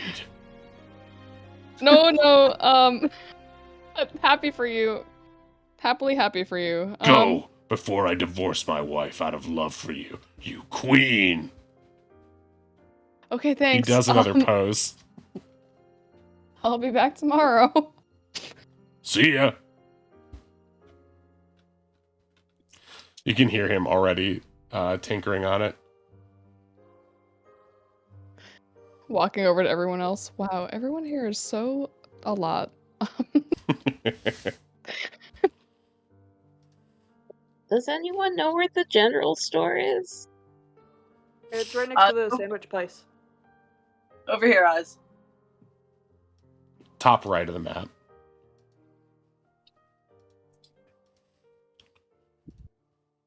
Ooh, doggy. Doggo? Okay. Alright, so you guys are at Hello Sailor, the general goods store right now.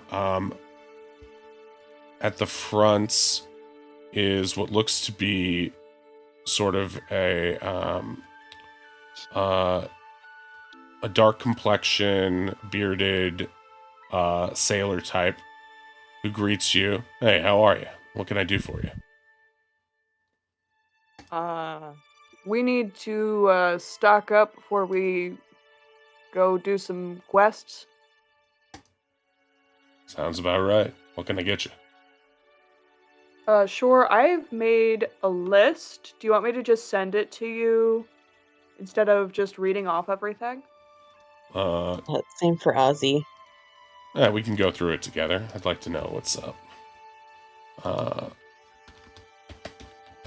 Ditto. Okay, I'll post it in the Wrath of the Godkin chat. And I have the full Did you cost. consult? Yeah, I did take out the antitoxin because you purchased the antitoxin. Didn't take off the bell because it doesn't sound like we've purchased the bell yet. For Ozzy, I have a bell on his list. Okay. We can have multiple bells, right? Yeah, I was gonna say it is for the cat though. Okay.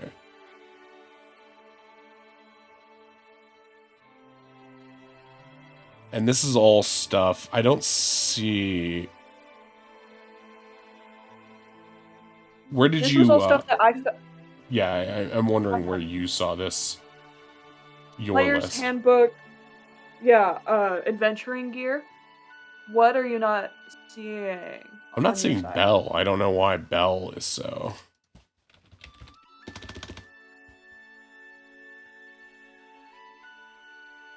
Bell's listed as 1 gold point in the adventuring gear list.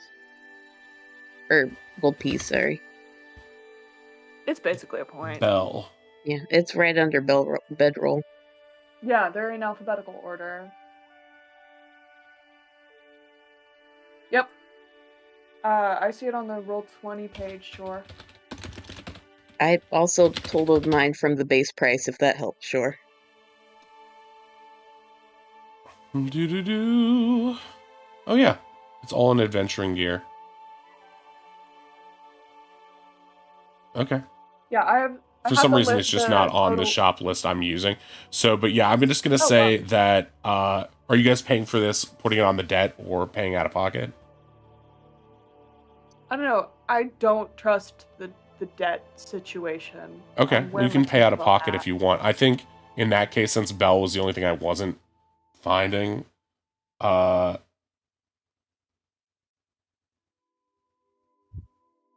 me see if he's got studded armor in stock for you. Yeah, I was gonna say, does he have things like armor and shields, or would that be blacksmith? He has some stuff. He's got a deal. You guys learn with Balfour, the blacksmith, where he takes overstock from him.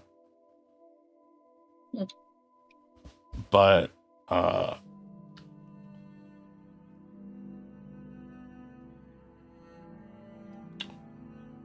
he does. So he does have some stuff, but he has a little bit of light and medium. You're looking for studded leather, Finn? Yes. He can And give I'm you looking for studded high leather speed. for.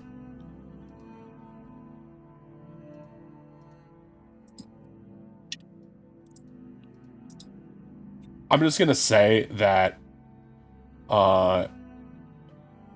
based on what you guys know, actually make Oz knows about money, and so does Finn, and so does Way. Make the three of you make an intelligence check right here, just based on what's going on and your time in Jarek spawn. Helen Just general check, not saving throw. Check, yeah, just general check. You all I'll- realize now, after the transactions that you just had at the apothecary and looking through the prices on all the general like trinkets now and stuff that you hadn't been stocking up on a lot before the guild had been providing a lot of your healing pots and stuff like that. You guys have been getting hosed on prices. Like, it seems like there's a chain of debt here, insofar as everything, no matter what it is at its highest expense. Its base level is high expense here. And it could be because everyone was individually in debt and trying to get out of it, but that's just causing more cascading debt. So you're realizing now that, like, the prices that you have listed in your shopping list to me above table are all the reasonable prices, and the prices you see listed before you are much more than I that. noticed that with the antitoxin. Okay. Then yeah, I want to put it on the debt. Fuck it. Okay, gotcha. Yeah, same with Ozzy. Okay, I mean, I'm gonna this is say all normal adventuring stuff, which we need to do the quests, which we have been encouraged to do. More paper trail. what I'm gonna do to save time. Well, we're almost at the end of the session anyway. But what I'm gonna do is just say that you get all of the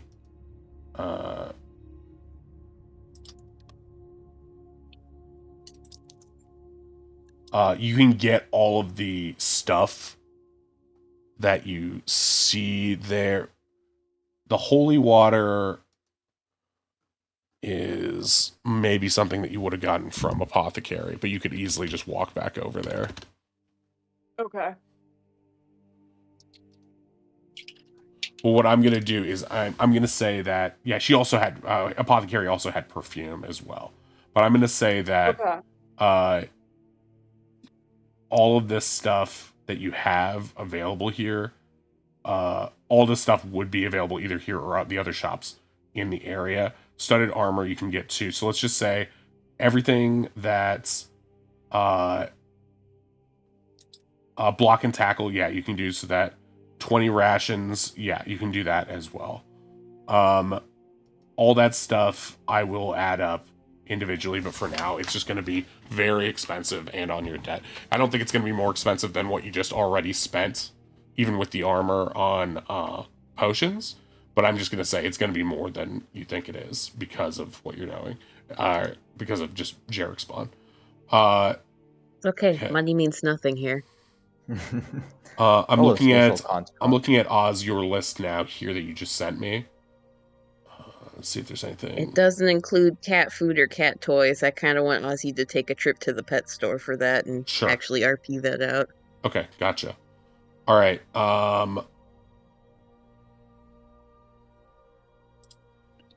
All right. Yeah, all of that is doable.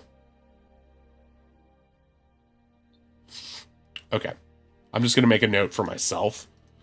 To after session, my homework will be to just tally that stuff and then add it on. You could just do like a base percentage increase, like say it's 20% or 10% more than normal.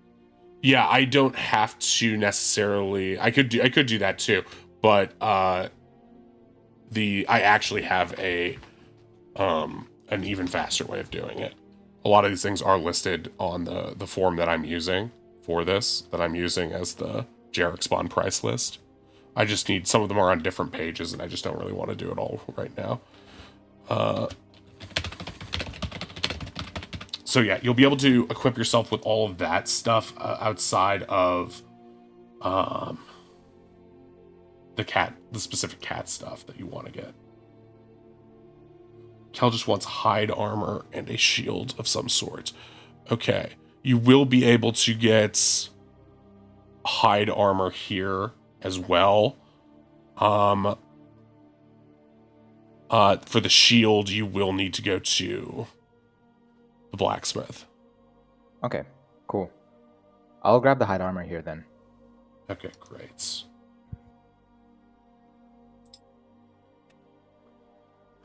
Do I get a discount if I trade in my leather armor for the hide armor? You can sell stuff here as well. Okay. Ooh, do we want to sell off the idols that no one decided on yet? Well, I took one of Occultia for later. my only concern is that they have base values, but over here they probably, it's like buy high and sell low, Yeah, or you're probably right. buy low, sell high, whatever, which one. They'll probably take it for less than it's worth and sell us stuff for more than it's worth. True. Did you say gruel? Gruel. True. All right, is there anything else you guys want to do here? I assume he doesn't have plate armor. No, that would be, if anyone Also has that would be blacksmith, yeah. Cool. He only had hide and light armor. So one type of medium and then 3 types of light.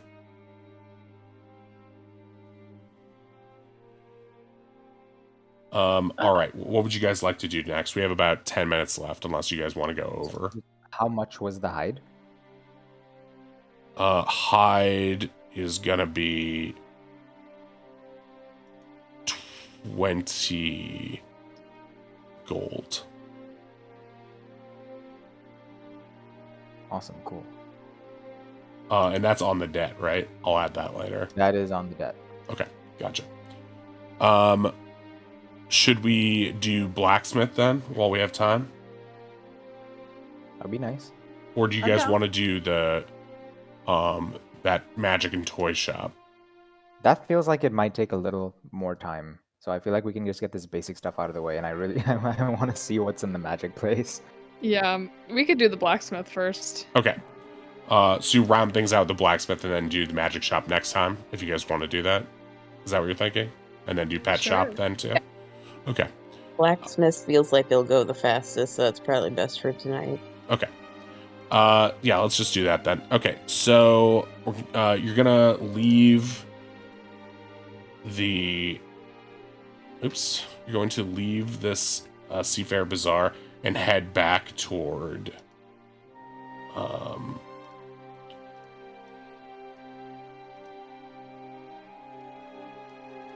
head back towards the inn. You're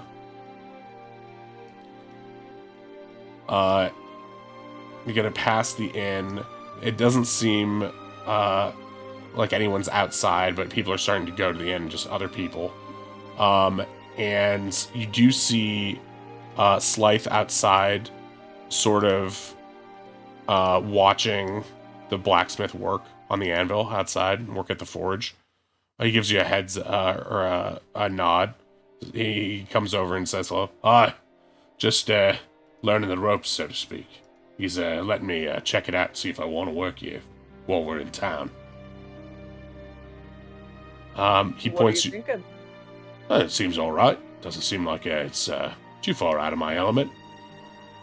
He points you over to the shopkeeper, Balfour Janus. He's a sort of a stoic-looking, chiseled-faced, black-bearded dwarf.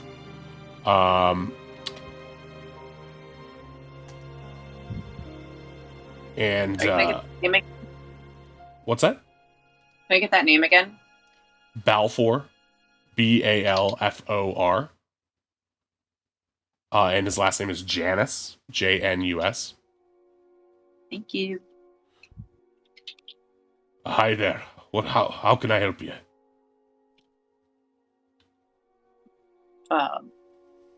We were looking to see if you might have any armor, shields available. We're gearing up for some quests out of town. All right. He starts sizing you up. Looking for some splint, maybe? If you have any plate, I would be interested in it. Hate to say, hard to come by in these parts. Splint, I could do you 200. Splint. I'll take it. Since you're friends.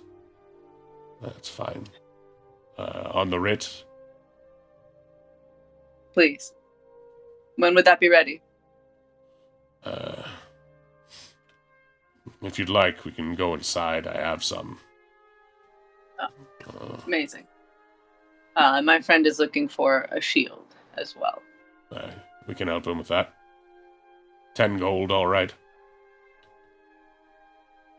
Yeah, perfect. Just put it in our tab. All right.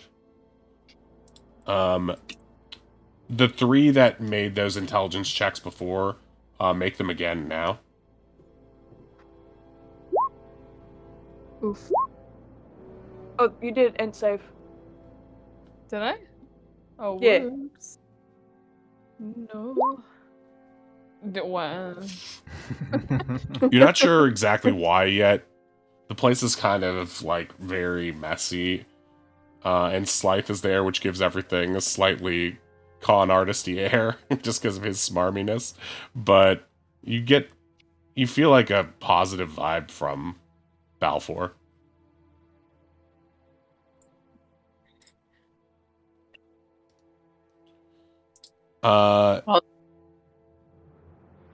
Anything else I can do for you? I have a spare rapier. Do you buy equipment? Sure. Give you 15 gold for it. I'll take it. It's in good condition. You know how to handle the blade. Been around the block. Do you want that subtracted from the debt? Or Can I get it in cash? Can I get it in cash? You can. Just delete it from your sheet and add it. 15. Yeah. Hold on, I have to do math. There we go. Cal, see any shields that agree with you? Ooh, yeah. What designs of shield does he have? What You types? see that just based on this dude's style, he seems to be almost entirely without artistic interest, almost. There are several emblems on that almost look like older shields that have been in stock for long enough have come to adorn the walls and look like they might have been painted by other family members or employees who have passed through. Probably not, because they seem to be in various styles. There's one with a golden lion on the front, sort of a sigil. Or I'm sorry, sigil. I just did the Mercer thing. Oh no. Eagle is a very different thing in D&D. You're right. And if you're gonna make a mistake, make it like the best, right? True. You see one that is a dark green with sort of dragon heraldry on it. You see one that looks like it was painted by a child that just has a frog on it. Is there one painted by a child with like a little pink piggy? You know, like the mighty boar. Yes, I have forged a strong friendship with them.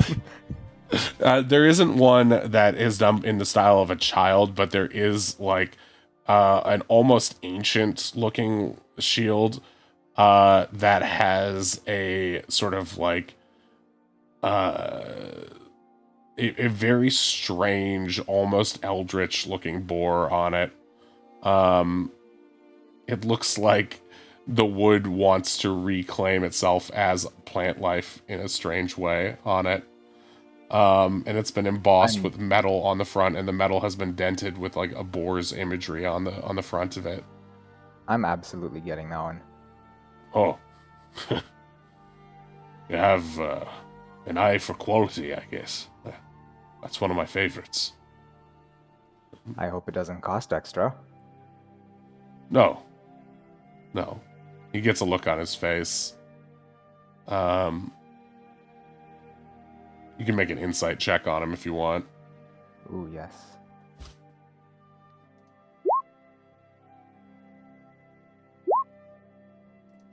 He just looks sad for some reason. But yeah, he's says that'll be 10 gold. I'll take care of it and make very good use of it. I'm sure it'll save my life. Well, so long as you're getting some use out of it, that's all I care about. Thank you. Slythe is sort of leaning on the door. The doorway, just sort of like smirking at you guys. So you've got an eye for quality, don't you? Oh, don't tell me you went with the boars, huh? This guy loves the boars. Maybe a little too much. Hey, any rumors are unfounded and I don't know where you got them from. I saw was you rolling purely around in the platonic. dirt there in the island. That's called family bonding. Gross, Slythe. Okay. That's not what I meant. You know it. He starts giving you a noogie. I think I'm powerless to resist. I have 8 strength. Anything else you guys want to get from here?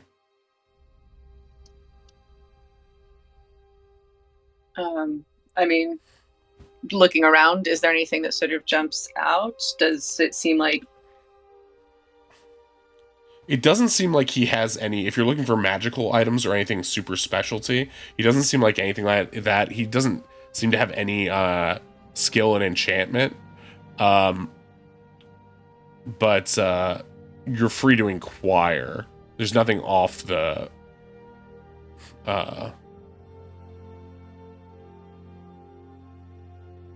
Nothing in grabbable access, easy exit. right. Do you ever work on existing pieces? I could work on something. You're thinking about changing up the hammer. Curious if you have any thoughts on how it could be improved. It's got a couple useful features, but, you know, always onwards and upwards, right? He looks at it. Handle.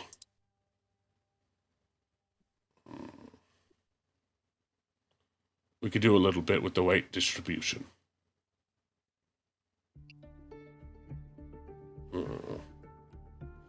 Might take time. Time you probably don't have. How much time? Starts mulling it over in his head. takes out a pipe and he starts puffing on it. He's like really making a meal of this. He's like, it might take 2 weeks. You're right. It might not be the moment for that, but I'll keep it in mind for when we have a little more leisure time. Aye. Anything else I can help you with?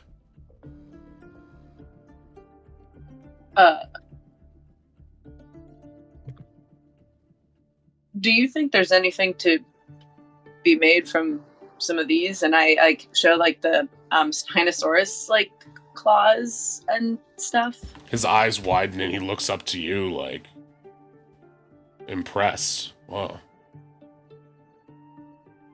Haven't seen anything like this ever before. I was going through the above game. I was going through the list of just stuff in the items of what you have. I know you have some stuff that's like better than others in there. Yeah. Is there anything in particular that you'd like to point out to him that he could potentially use of the quality stuff? I mean, I think the excellent quality hand with claws, and maybe the tail, which was also like the two excellent quality items. Like, I could try my hand at making something with this, but I'd almost be worried that I'd ruin it. If you want my advice, I would take this to some of the arcane blacksmiths, likely in OSR. Some have moved there after what's been happening in Enchantra. You could likely turn these into some powerful magic weapons, but you'll need a vision for what you want to do with them. Otherwise, there's a chance that those knuckleheads will make it into a very pretty hat. But I think you could do some real damage with these claws. The question is how you want to wield them. As gloves? Some sort of claw on a chain? There's lots of options, but you'll have to decide that for yourself, or at least work in collaboration. It might take me a while. I know my limitations. I think that's your best bet for work there. Truly appreciate your honesty. I know when I see quality, and I wouldn't want to ruin those for you. For the hammer, if you spent 2 weeks on it, what would that run me? Let me see.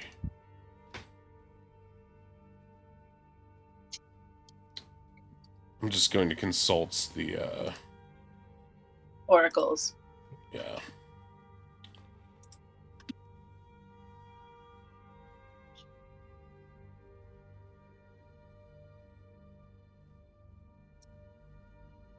It would probably cost you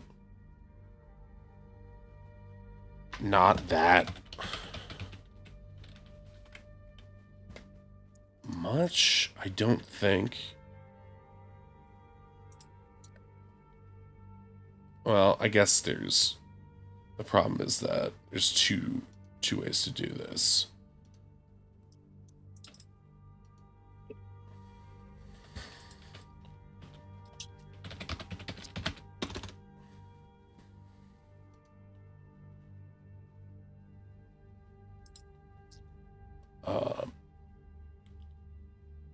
He believes that if he could raise it to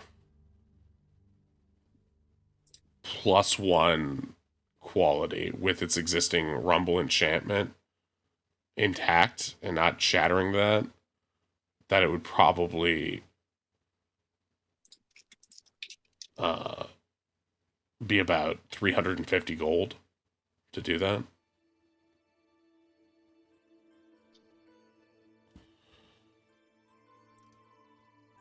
That's quite a good deal. It's only a +1 enchantment after all, and it already has some arcane properties within it. So it probably wouldn't be that bad. The problem is the downtime. Is there a rush fee that could turn that into a shorter window? I understand you've got other clients and you've got plenty on your plate. Well, business isn't that good, but it's more a matter of precision. When you rush with arcane enchantments, there's two things that couldn't go wrong. One, we disturb the existing enchantment, replace it with the other instead of compounding it. Two, we create something much worse. That's why I Understood. prefer not to rush. Safety first. Well, I hope I'll have time to do that later. I hate to take business out of my own mouth, but you've already bought a few things, and you've provided me with what seems to be a fine assistant here. He points to Slythe. There is a man in town. He's runs a shop under the auspices of it being a children's toy shop. But if you ask him nicely, he does have some magic items for sale. They might not be exactly what you're looking for, but you might want one as a backup or something to use in the meantime if you want this work done. Thank Thank you you. for the information. Yeah, that's good Well- to know. He Pay him a visit. he's not supposed to sell them. We keep it on the down low. Try to keep the Firebeards away from there. But you will have to pay for all of that in cash. Understood. Thank you. And with that, he's going to let you guys go. And I think with that, we're going to wrap things up for the evening. Can I, Sure.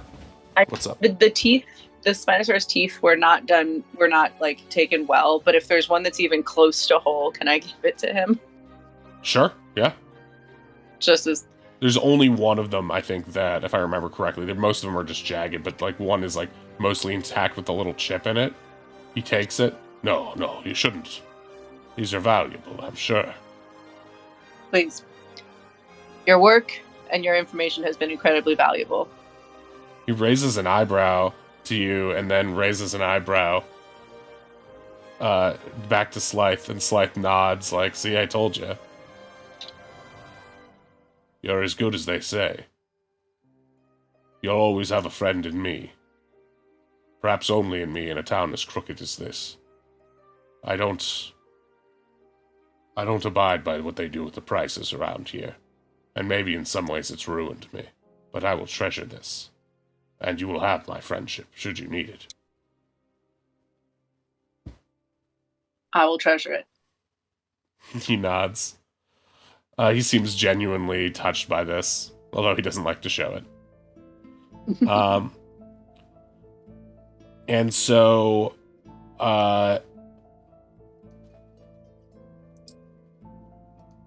yeah, with that, let's wrap things up for the evening.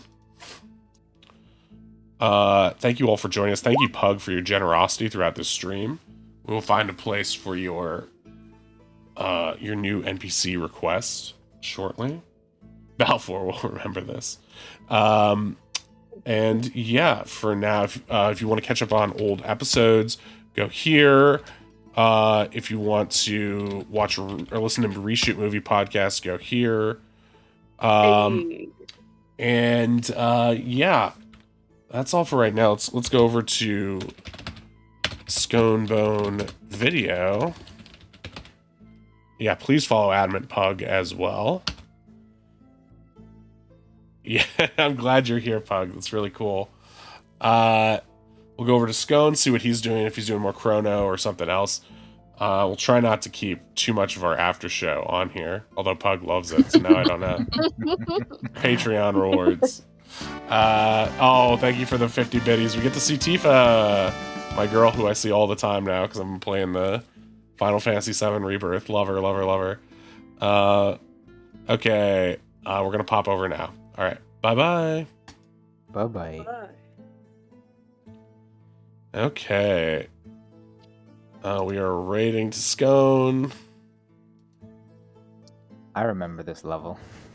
So cautious now. We did. We're still being recorded. Oh, he's doing Sypha only, or Sypha only stick run. I forgot about that.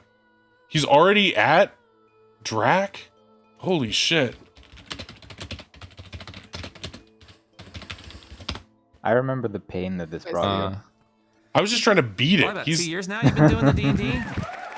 Already at track, bro. We're already at track. Can you believe it? Dude, we had to get through... Okay, I'm gonna stop the